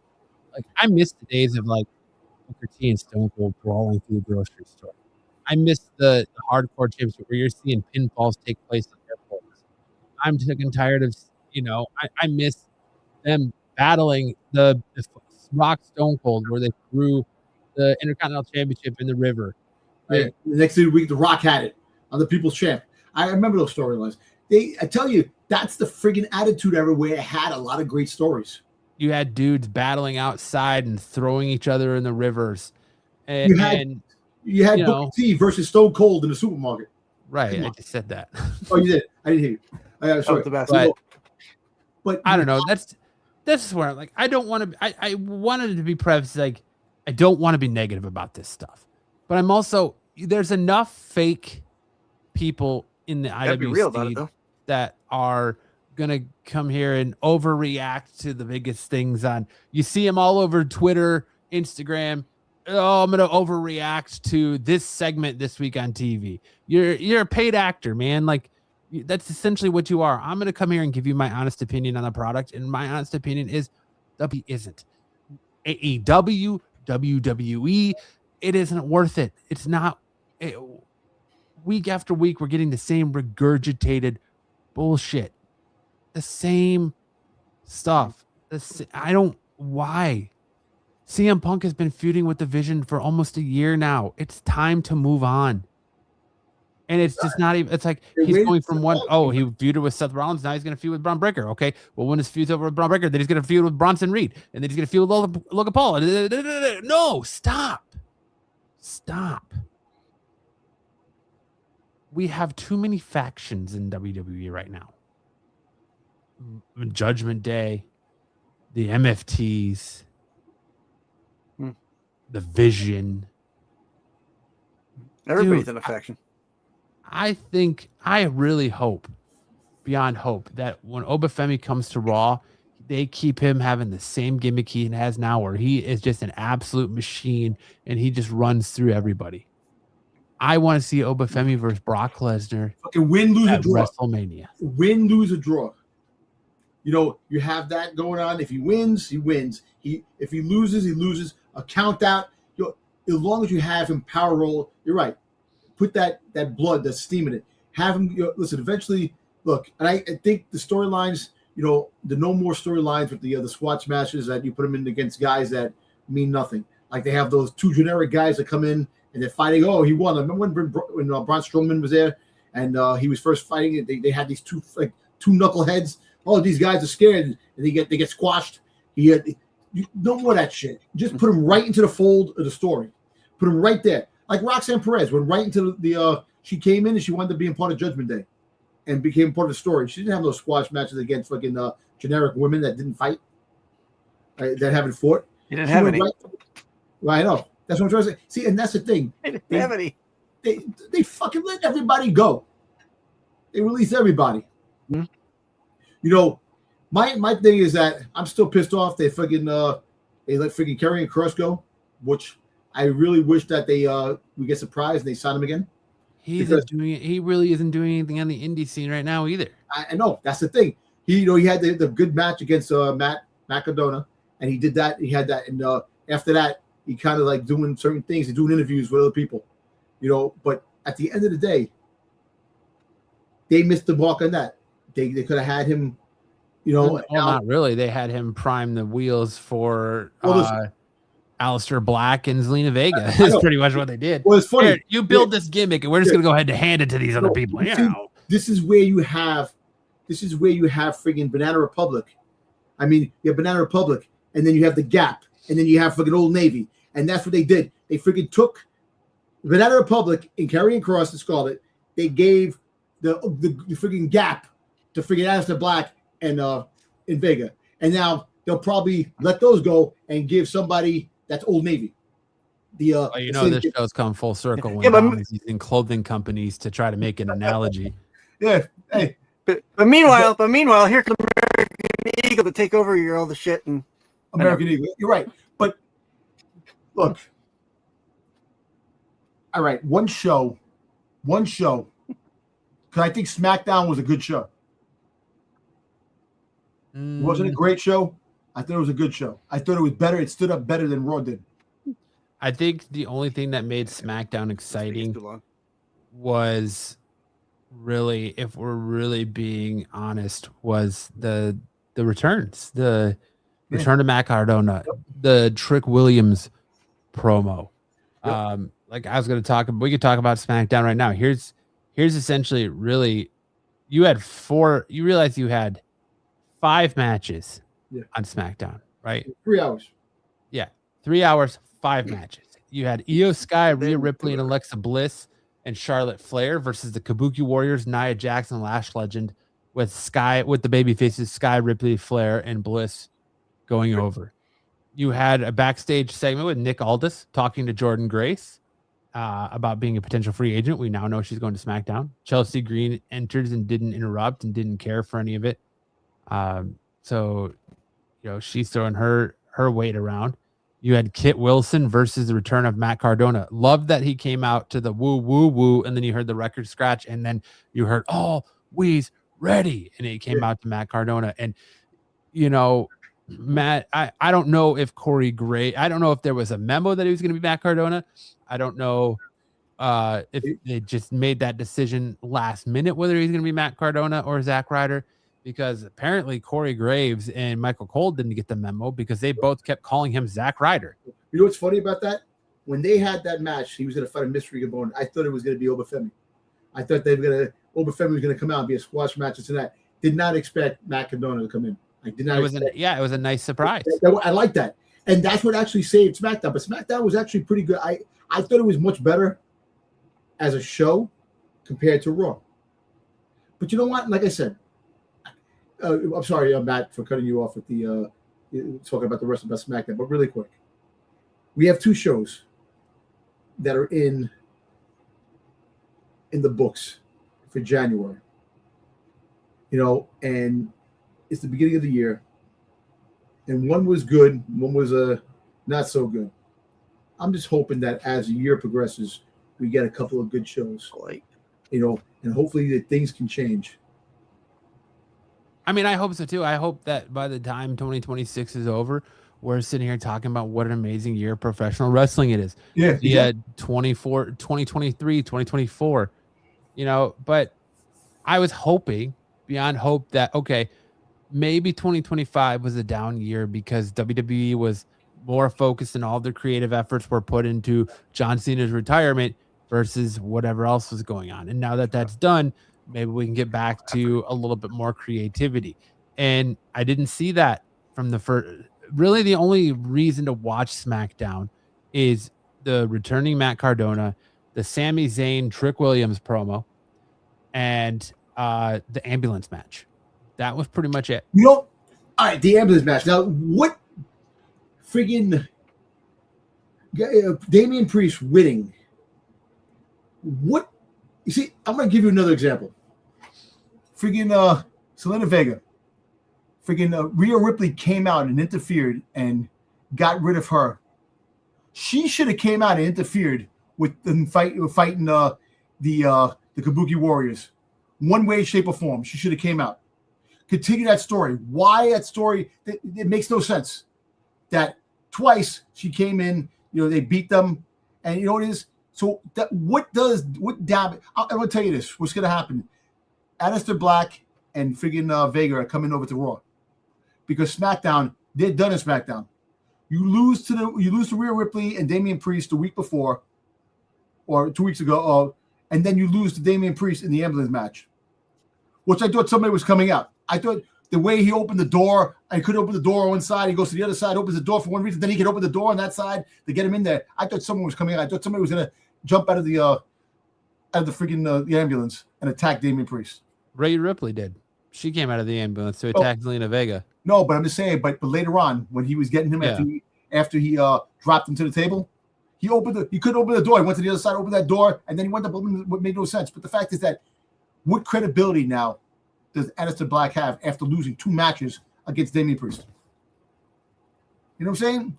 So either he goes to Raw and winds up becoming darker in Raw, or you just buried him. You buried him in the last couple of weeks. But that being said, you're right. The ambulance match, the Trick Williams promo, and the returning Matt Cardona. Those were the freaking highlights of.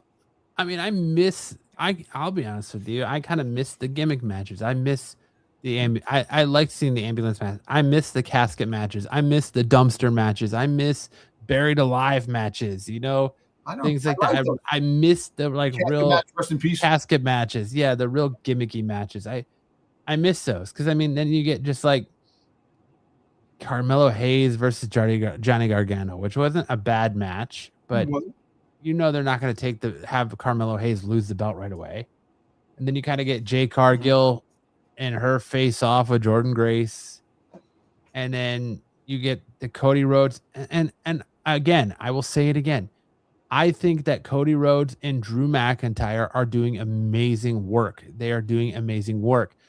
My issue with their feud is not the progression in the feud, it's the progression in the matches fitting the feud.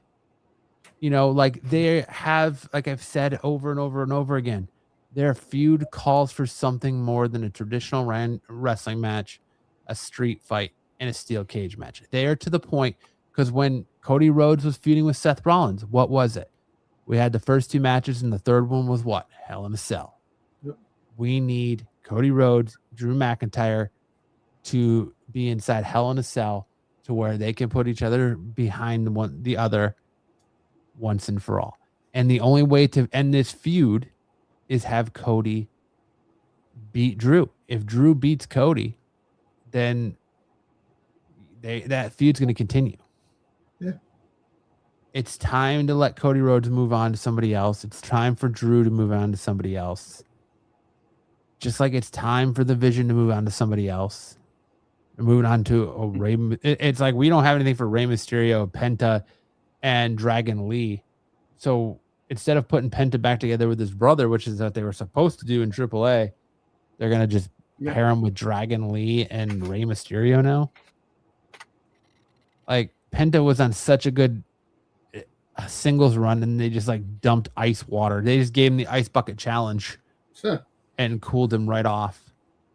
Julia I still don't like this hot potato act with this women's mid cards. I don't like them going back and forth between the same 2 people. Like, I will say that having Maxine Dupree win the Intercontinental Championship was a nice change of pace. Having Thea Hale win the Women's North American Championship, even though it was in a complete botch, and she only held the title for a week before losing it to Izzy Dame last night on Tuesday night on NXT. It was a nice change of pace. I'm tired of seeing. This has got to be Becky's last run with the Intercontinental Championship. She needs to move on after this. Yeah, because they want to give it to AJ Lee. And AJ Lee, was she a part-timer too? I thought she signed the thing to come back, and she hasn't even fought. Maxine Dupree needs to move on to something else after this. I would like to see Natalya get involved somehow. Where's Natalya? Natalya should have came out. Julia, I don't want to see. I agree with you. Chelsea Green needs to move up to bigger and better. Chelsea Green needs to be chasing the women's WWE Championship. Yep. She doesn't need to be chasing the United States Championship anymore. And I honestly don't think Julia needs that championship. I hope, beyond hope, that Jordynne Grace takes that belt off of Julia. I hope, beyond hope, that Sol Ruca comes up and takes that belt off of Julia. Julia did nothing for that belt the first time around. I hope, beyond hope, that she does something with it this time around. But I don't really know. Beautiful madness. You have that that's going to happen, because it just seems like her style has not transitioned well from Japan to I don't think it's that our style of wrestling. Creative is messing up. They messed up. They said that they botched her first run, and hopefully they can freaking fix it by doing the second run. We'll see. I mean, have her wrestle more than one match, and you're already doing significantly better than you did the last time. Listen, have Jordynne Grace and freaking Sol Ruca battle her. WrestleMania, have her freaking fight Sol Ruca for the belt. You have them go back and forth. Have Jordynne Grace more part of it. Like, another thing, like, Blake Monroe is going to probably be going. I think she's going to wind up on Raw. Blake Monroe. I think she's going to wind up there on Raw, and Sol Ruca and Jordynne Grace will be on SmackDown, of course. See, I don't know who they're going to call up to Raw, because in the last rounds of call-ups, Raw got Stephanie, Roxanne, who else in the female division? It was just Stephanie and Roxanne. Yeah. And SmackDown got Lash Legend and Julia. So, I mean, I honestly think Blake Monroe and I think Blake Monroe should take that title off Julia. She did great work with the Women's North American Championship in NXT. She did great work with the AEW Women's World Championship. I think you have Blake Monroe come up and you stun it and you take that belt off Julia. Yeah. I just don't. I don't know. I love Julia in NXT. I'm not so high on Julia main roster. Listen, NXT was at a pinnacle with Stephanie and Julia there. It made the show fantastic. Everything was on cylinders, all 5 cylinders. Everything was going. You know, and they bring them to the main roster, and this just happens with the main roster. Yeah, freaking they lose steam. They come here, and all of a sudden, creative, you can't do shit with them. Look, well, you can't tell me. Maybe because the people who were writing for them are not. Let me tell you something. You talk about the Diva Championship back in the day, right? Look how many players we had back in the day. You know, if you think about it, the players that went after the Diva Championship. You tell me you don't have a women's division that could actually top that women's division and go after these mid cards now that they made these mid cards for certain things. The mid card should be one of the hottest things. Look, Julia should be doing what the freaking U.S. Championship for the male division does. Should be freaking open challenge. But you see, open challenge gets boring too. You fight. You want a storyline. You want a storyline with that belt. You want to have a match. You're fighting somebody, and have a huge storyline and make the United States Championship, make the U.S. I think United States Championship, the Intercontinental Championship, and the United States Championship, make them irrelevant. Make them irrelevant in the women's division. Make them freaking goddamn become top-notch belts. And then eventually, when you get set up, like go right after the champion. Look, Jade Cargill has had the belt. She fought friggin' B-Fab, and she fought friggin' Nichin. That was it. She also hurt. I know. B-Fab is out, and she also hurt. It's the 2 people that she fought on the injured list. But the fact is that you tell me you have nobody to go after that belt. You know, when they're waiting for Bianca Belair, who's supposedly coming back in Royal Rumble. That's what they're waiting for. To go after that belt. But you see, you have her just sitting stagnant, not having any matches, showing up in promos, and that's it. Come on, man. She's the fucking women's champion. See, I like the open challenge because I feel like the open challenge brings back some of that unpredictability that we have been missing, because you don't have to worry about storyline necessarily. You have a come out to take this open challenge at any time and really showcase people like Javon Evans, like, you know, Carmelo Hayes. And Carmelo Hayes was on the main roster for how long? And he just now kind of finally broke out and finally got his opportunity in this open challenge. And I think that's why it's so like interesting that they're like, hey, you're going to keep the open challenge open, right? You're going to keep the open challenge open, right? Yeah, like I like the open challenges for that aspect. But like we go from Friday Night SmackDown, where we open the show with who? Oh, that's right, the Kabuki Warriors, Rhea Ripley, Io Sky, Charlotte Flair, Alexa Bliss. All these women who are mainstays in the singles division, who are just thrown into a tag team division because they have no female tag teams, to opening Raw with Rhea Ripley and Io Sky versus the Kabuki Warriors, but this time for the championships. And you put the championships on them to try and move past it to what? Like, call up Fatal Attraction. There's Fatal Influence. There's rumors that JC Jane and her group's going to get called up. Yeah. You know, like I said, Raw was...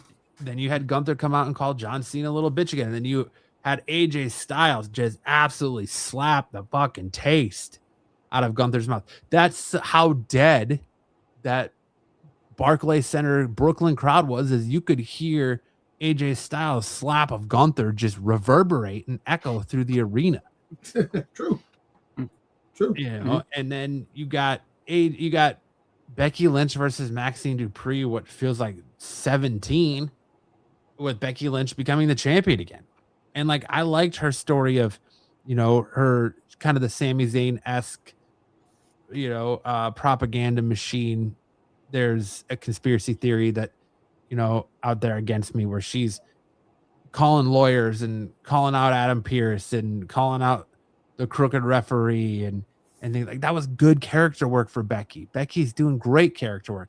And I think that she kind of gets overshadowed in that a little bit, because only really by a certain someone in AEW that used to be WWE, because she's doing better character work. And I'm talking about Tony Storm.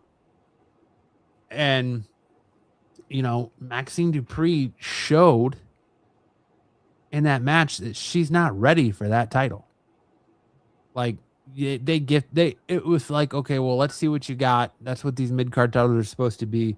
Let's put it on her and see what she can do.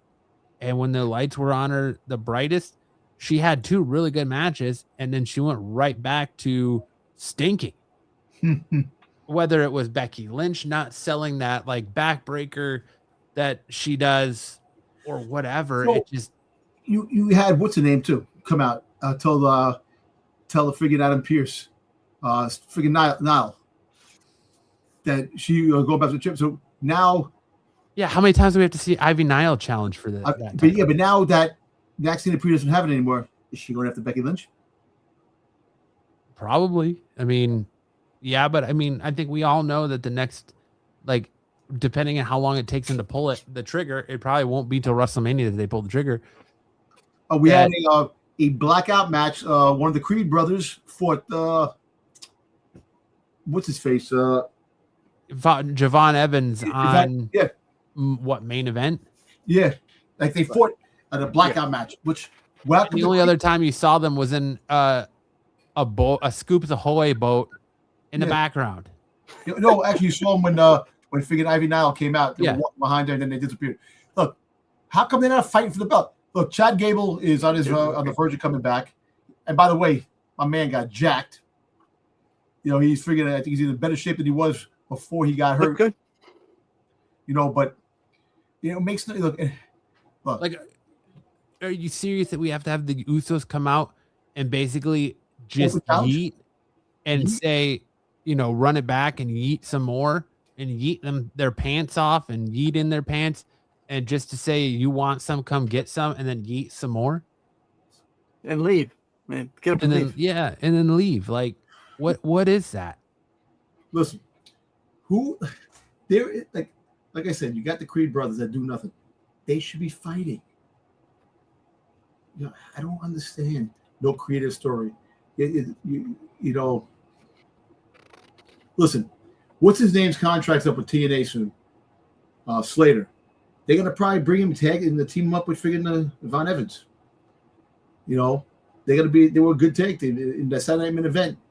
You know, you could rest assured they're probably gonna be they're gonna put them together, and I can see that in the future. You know, yeah, I could too, but like Moose, their WDB seems to be high on Moose, but Moose is just like a teaming version of Bobby Lashley. No, he actually more of what's his face? What's his dude who was the ambassador? What was his name? Tyson O'Neil. Titus O'Neil. Yeah, when I see him, Titus. I think of Tyson O'Neil. I don't know. Titus. Yeah. You know, I don't know. He comes in, he could be a powerhouse too. Listen, what makes me laugh is that you're going to sign these new guys to come in here. There, you got Braun Strowman that you could give a good, you could have kept and give him a good storyline. You got all these guys you released to bring in these new guys to do the same thing that you had with these old guys over there that had storyline that people did like. So, maybe 2026 we'll be surprised. After the Royal Rumble, we'll see a lot go on. Like I'm calling the shots. Braun Breaker wins the Royal Rumble. Randy Orton wins the Elimination Chamber.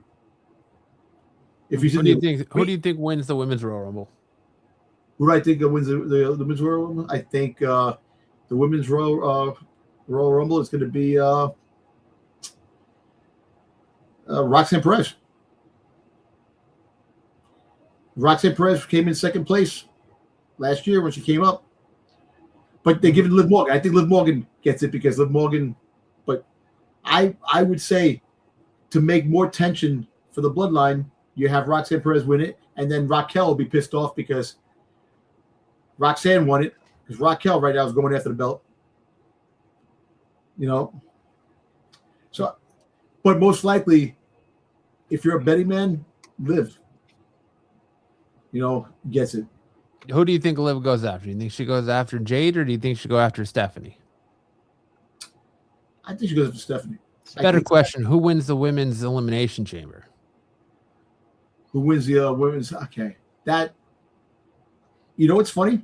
I actually think. I think Raquel, even though she's going for the belt now, I think she wins the elimination chamber, and then you have Liv winning the Royal Rumble, which would be very interesting. I think Styx nailed it on the head. What? Bianca Belair? Bianca. You hope that she's back and ready for the Royal Rumble. Yeah, she can come back. Bianca Belair, but a lot of insiders are saying Liv Morgan, you know, this and that. But Bianca Belair can automatically. She could probably win the elimination chamber if she's back for the elimination chamber, because then she's going to go after definitely go after Jay Cargill. That they've been wanting Jay Cargill and her WrestleMania. That's basically what they want. It was like the Rhea Ripley against Bianca Belair. That was that they missed the mark on that too. You don't think that?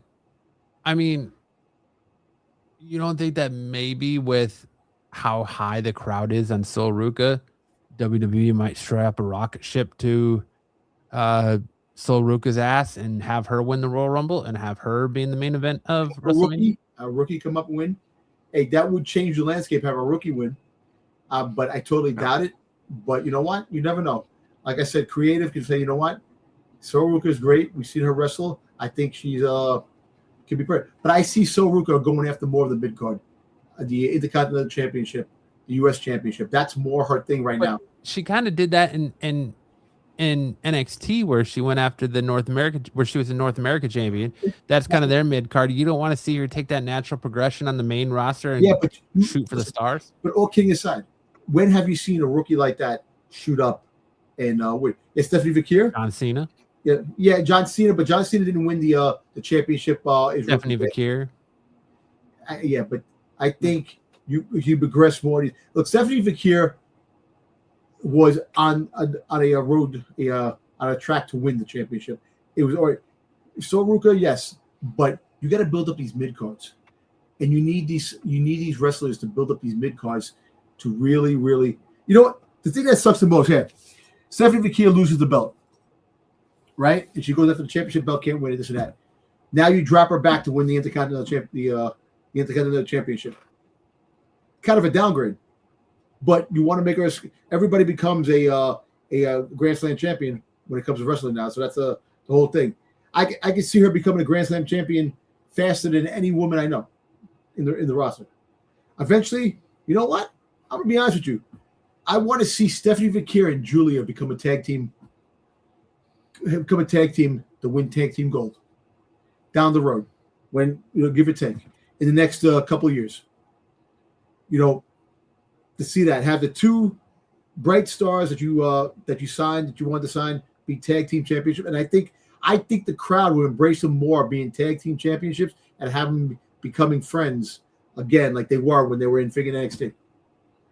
Because when they were in NXT and they were friends before Julia freaking goddamn betrayed Stephanie, but the whole fact is that when they were working together and friends, I think the crowd was really up for that.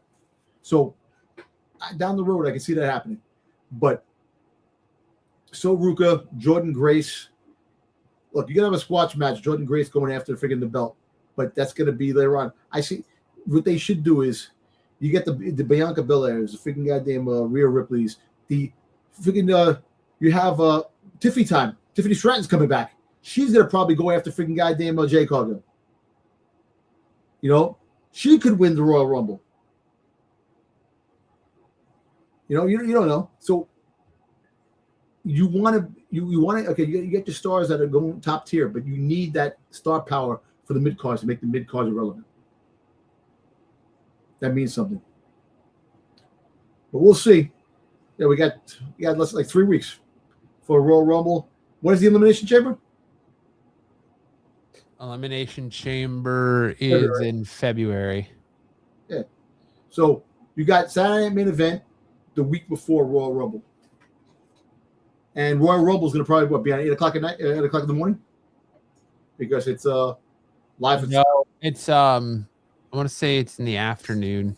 12 o'clock. Something like it might even be later. I think it's 2 o'clock. I think two. Last I saw it was going to start at like 10 o'clock p.m. Saudi time. Like it was going to start at 10 p.m. in Saudi. Okay. I can double check that really quick though. But I think Sticks and I were talking about that.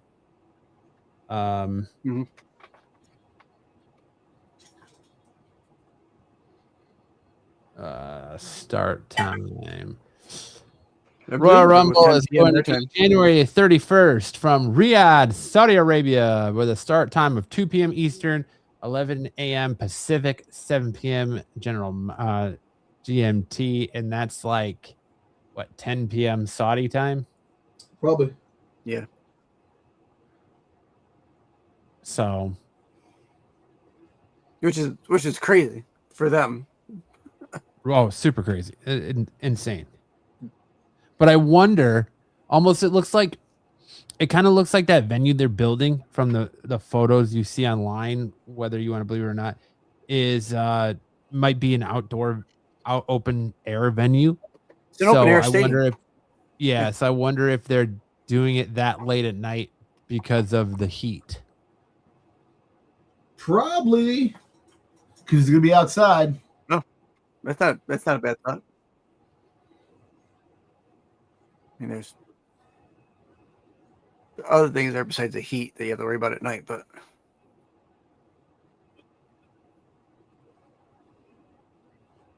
yeah, I agree.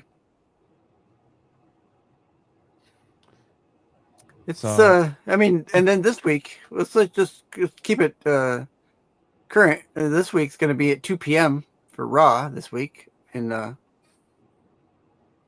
when they're in, where are they? Huppenbergen? What's the name of? Where are they at? They're in Germany. Yeah, Germany. So we're getting AJ Styles versus Gunther in Germany. Hooray. I don't know, but Dom, what are the Dirty Dom dirt sheets Dirty Dom dirt sheets talking about this week? So apparently, like I said earlier, Dom Mysterio is not injured, what they thought he was. A few weeks rest, he'll be back for the Royal Rumble.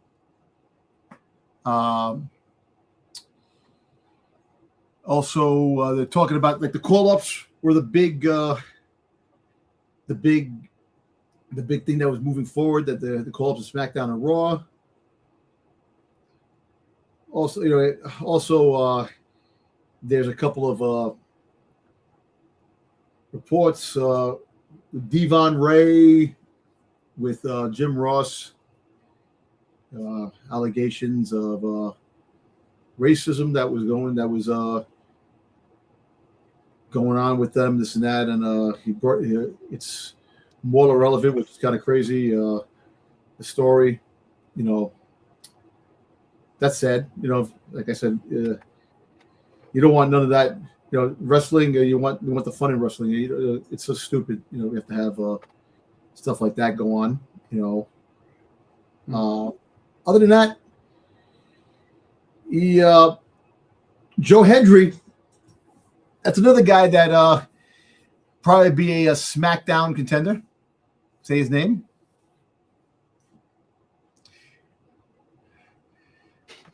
Stick's favorite guy. Stick kind of looks like him. Stick kind of looks like an older Joe Hendry. Exactly. You gotta get a mustache, make it brown. Color the beard a little bit. Color the beard, and then keep your white hair, your platinum hair. Get a little just for men. So I actually think that SmackDown is going to get the better of the call-ups because they have to build that show. It's going to be 3 hours. Oh, the SmackDown, they talked about SmackDown not being 3 hours all the time. They said it's just for the time being. Like last year, it was 6 months, and they dropped it. They might do the same thing, make SmackDown 6 months, 3 hours, and then drop it back down to 2. You know, they're talking about that. Like a rolling blackout. Yeah. And really, Nikki Bella with this dude from freaking the Eagles is definitely the real thing. Cooper DeJean. Go figure. You got a kid that probably watched wrestling. That he probably spanks the ham to Nikki Bella multiple times. He probably did, and now he's really spanking the head, which is kind of crazy, man. You know, like I have to have kudos to that kid, man. You know, hey, he's a star. He's a NFL player. He's making mucho bucks. He gets to hang out with the elite, and that's why things happen. But that was confirmed that they are definitely there because she came out with the Eagle colors. You know, when she a couple of weeks ago when she was on Raw. Yeah. So, but anyway, other than that, I'm trying to think of more dirt sheets of stuff that came out. More news that we heard. CM Punk had an interview and he was talking about Jey Uso, saying that you don't understand why the crowd, the people don't like Jey Uso. He's a phenomenal wrestler. He's a merchandising genius with Yeet and stuff like that. And he goes, and he just doesn't understand what fans want. That fans get mad, you know, oh, he's lousy, this and that. He goes, what are they watching that I'm seeing? Because obviously they're not watching the same thing that we're watching. I think with Jey Uso, it's the Roman Reigns effect.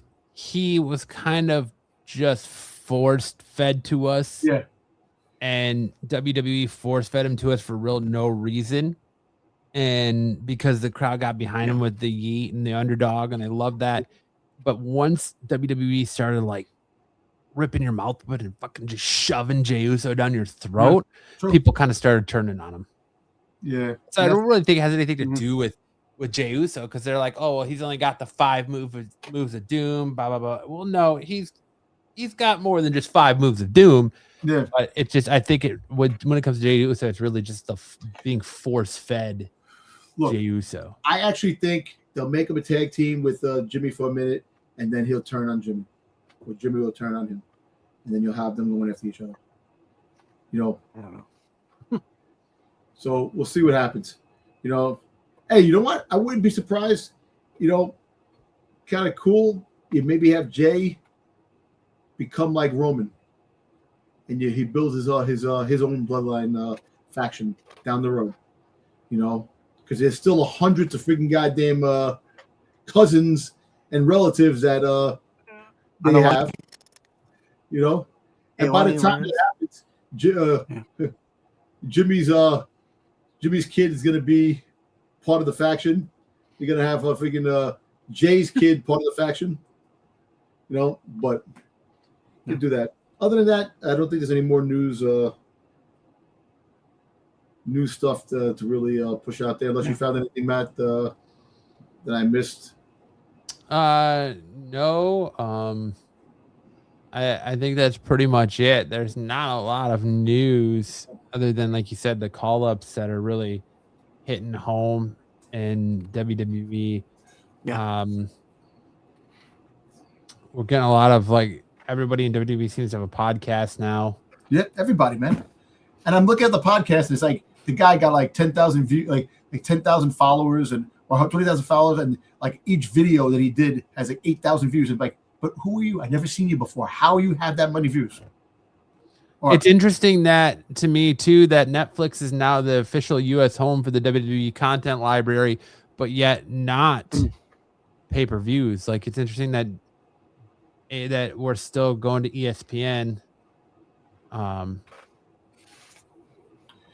know, it's kind of funny. Where is the Royal Rumble playing? It's going to be on ESPN, Royal Rumble, right? Yeah, the Royal Rumble will be on ESPN. Yep. Okay. Yep. So, which all of a sudden, like, the push for that ESPN app seems to have died completely. Like, yeah. You know, so I don't know. It's kind of interesting. I don't know. And I've been watching ESPN. They haven't been showing wrestling on it. Like I don't know if I've been missing the wrestling segments on ESPN, but there hasn't been like any wrestling segments. Like I haven't seen like they usually they'll show the Monday Night Raw. McAfee is the only one who mentioned it. I know, but they would show that the freaking the results of Monday Night Raw on what happened, but they didn't show. Like I've seen there were so many botches in that freaking show. I personally, I don't think they care. I don't think they care enough to put it in there. Stone Cold was on Chris Van Vliet this week, and it was a very interesting interview, very eye-opening interview between Stone Cold Steve Austin and Chris Van Vliet. Was it me or he was talking slow, like he can't like talk, like the way he was talking? I don't know if it was me, but the way he sounded like he gave up beer. He said he gave up beer, but the whole fact is that did he? I was watching that, and I was like, that's Stone Cold. Did he get that old like that right away? He's 62, 63, right? How old Stone Cold? Something like that. 58. We saw 60, Hiroshi Tanahashi retire from professional wrestling. Yep. At on January 4th at New Japan Wrestle Kingdom 20. Yep. And also they said the Bullet Club is no more. Yeah. They said it's back. They have it's not dead yet. So I don't know. I was watching that. But that's pretty much it as far as like the rumors for the professional wrestling go. It's basically this who's getting called up from NXT because it seems like they are really pushing a lot of talent up. Lola Vice is being talked about now. Like we said, Sol Ruka, Jordynne Grace, we know has already come out. Blake Monroe's been mentioned. JC Jane's been mentioned. They're talking about Oba. Well, we know Oba Femi's coming up because I want him to come to Raw. I think he'll do great on Raw. He's had some vignettes. Javon Evans is on Raw. You have Matt Cardona back. You're getting Trick Williams on SmackDown. I'm interested to see what more call-ups come tomorrow night on the European tour. It should be a fun show. It just, like I said, it just stinks that we were off for 2 weeks, and we didn't come back to a just barrage of, oh man, this is what we were talking about. Professional wrestling. We got more of the same. Like we came back from taped shows to more of the same, and I hope that changes. This is our first live show of 2026 here for Raw. Hopefully, well, technically SmackDown last week was, but this is our first Raw of 2026. Hopefully it only goes up from here and we get more great professional wrestling. But we're going to make some changes on this show because I'm sure you guys listening to us are tired of us complaining about the same thing week after week after week. So we're going to go back to trying to segment it a little bit. Give us little rapid fire segments to kind of keep us on track, keep you entertained, and keep our thoughts, I think, a little bit tighter. And maybe Styx will finally be able to get a word in edgewise between me and Dom every week. So he's not just sitting there glitching out, looking beautiful in the background. But with that being said, any other topics you guys want to touch on tonight before we call it a night? Yeah, Cosmic Dom versus Bruce for can't wait. There you go, Cosmic. But yeah, anything else you guys want to talk about before we call it a night? No, the only thing is the con season is beginning, so you'll probably get more wrestlers showing up at the cons, and maybe could try to get some feedback. Hopefully I could run into Karrion Kross again and maybe talk to them again to try to see about coming on the show. Get somebody on the show. Speaking of cons, it was just announced this week that the Big Show will be at Niagara Falls Comic Con this year. Nice. Okay. So, and a couple other wrestlers I think they announced too. Big Show is kind of a big get, if you ask me. If you don't pardon the bun.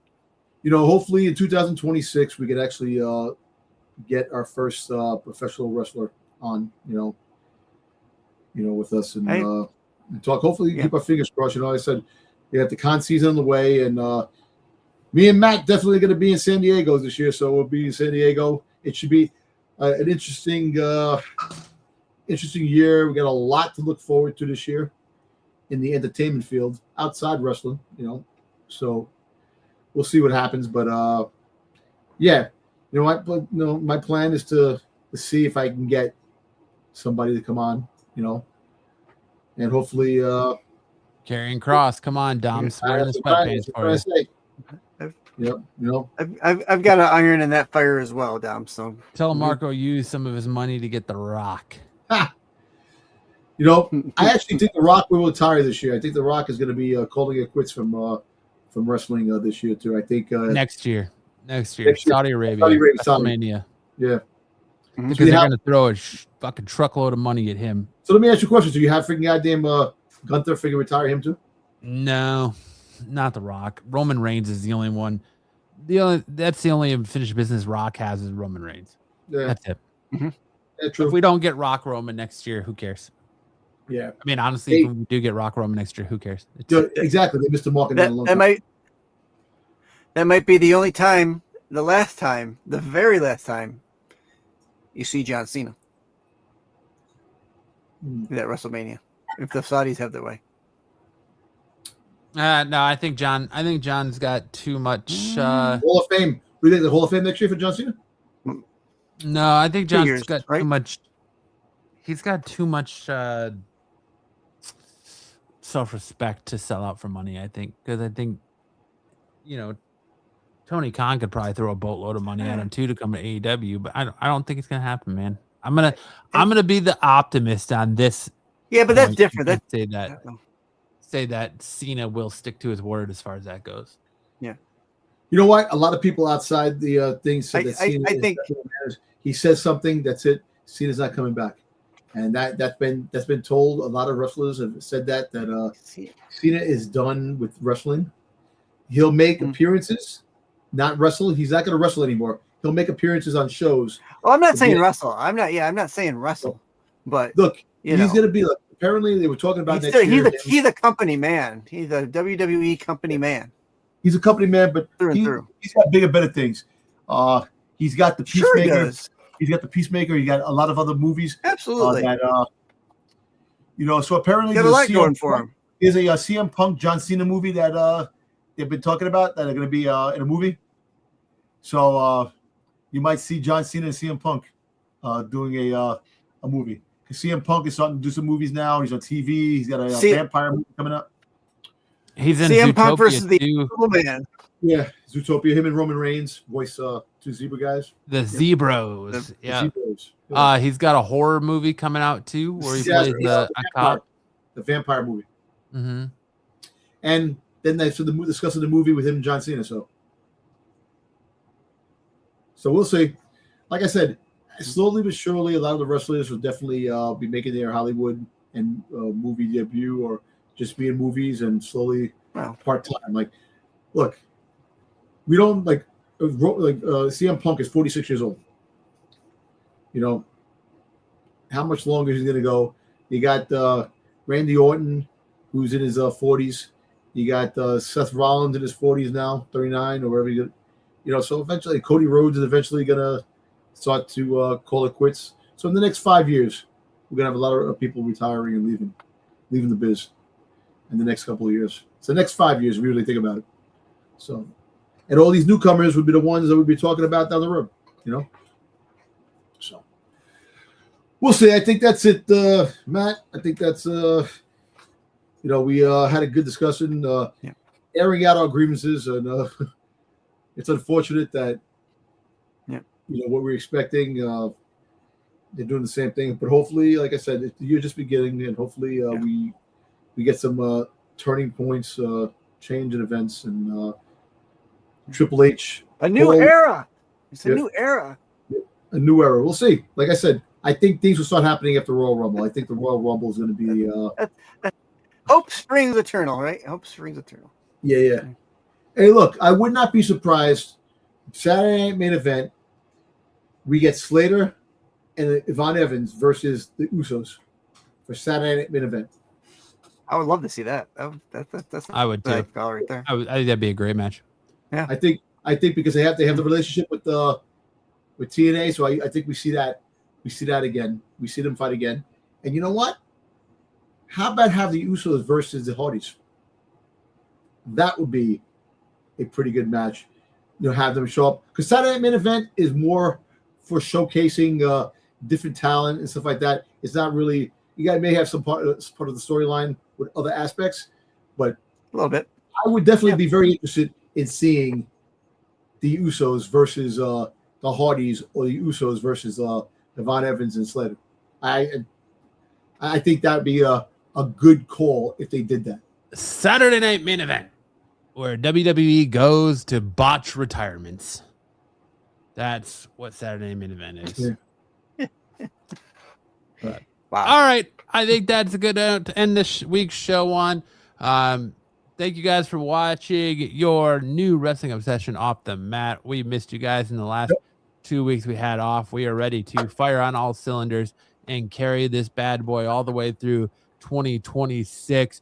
Like I said, we're going to look at reformatting the show a little bit, adding a little bit more structure back to it, just so it's a little bit more entertainment and less ranting about the same redundant crap week after week after week. And hopefully, get some interviews as well. Get some other professional wrestlers on here and some fun people to talk to. But that's it for this week's episode of Off the Mat. Thank you all so much for watching. If you want more from Sticks to Dom, well, you can just roll on down to the featured channel section, click that Run Division tab, and check them out tomorrow night over on the Qualified. You can check me and Sticks out on Saturday night right here on this channel, as well as Sticks' channel for our Saturday night special. You can also catch Dom every Sunday night on Run Division on the Star Wars show. You can catch Sticks on his channel every Tuesday night for his Doctor Who Rewind. And of course, you can catch the three of us just absolutely gushing good, bad, or indifferent about the professional wrestling world right here every Thursday night, 9 p.m. Eastern on Off the Mat. Thank you so much for checking us out. Dom, start 2026 right and take us out with some solid words of wisdom. First of all, Happy New Year to everyone out there. I hope 2026 has been the start of something new. Our resolutions, we look at every year when it begins, a new you. I'm going to eat better. I'm going to work out more. I'm going to love people more. I'm going to be a better person. Just do that every day in your life. It doesn't have to be a brand new year, a brand new you. Just be you throughout the year. And there is no starting point where you should start the beginning of the year. I'm gonna work out. Just work out. Go work out, train, eat good. If you want more coffee, go out and you buy more coffee. If you wanna find the woman in your dreams, go do your thing. You don't need the beginning of the year to start something new. It could be out throughout the entire year. And that being said, I'm happy to be happy we're back. Happy to see you guys. We can talk some wrestling and we can just shoot the breeze and enjoy this new year, and be safe and just be happy. Dom's New Year's resolution is that he is going to stop giving small children the finger on the subway. Good night. In the ring, the lights go down. Roaring crowd, they scream and shout. Chants echo, shaking the ground. Warriors clash, the game is found. Welcome to the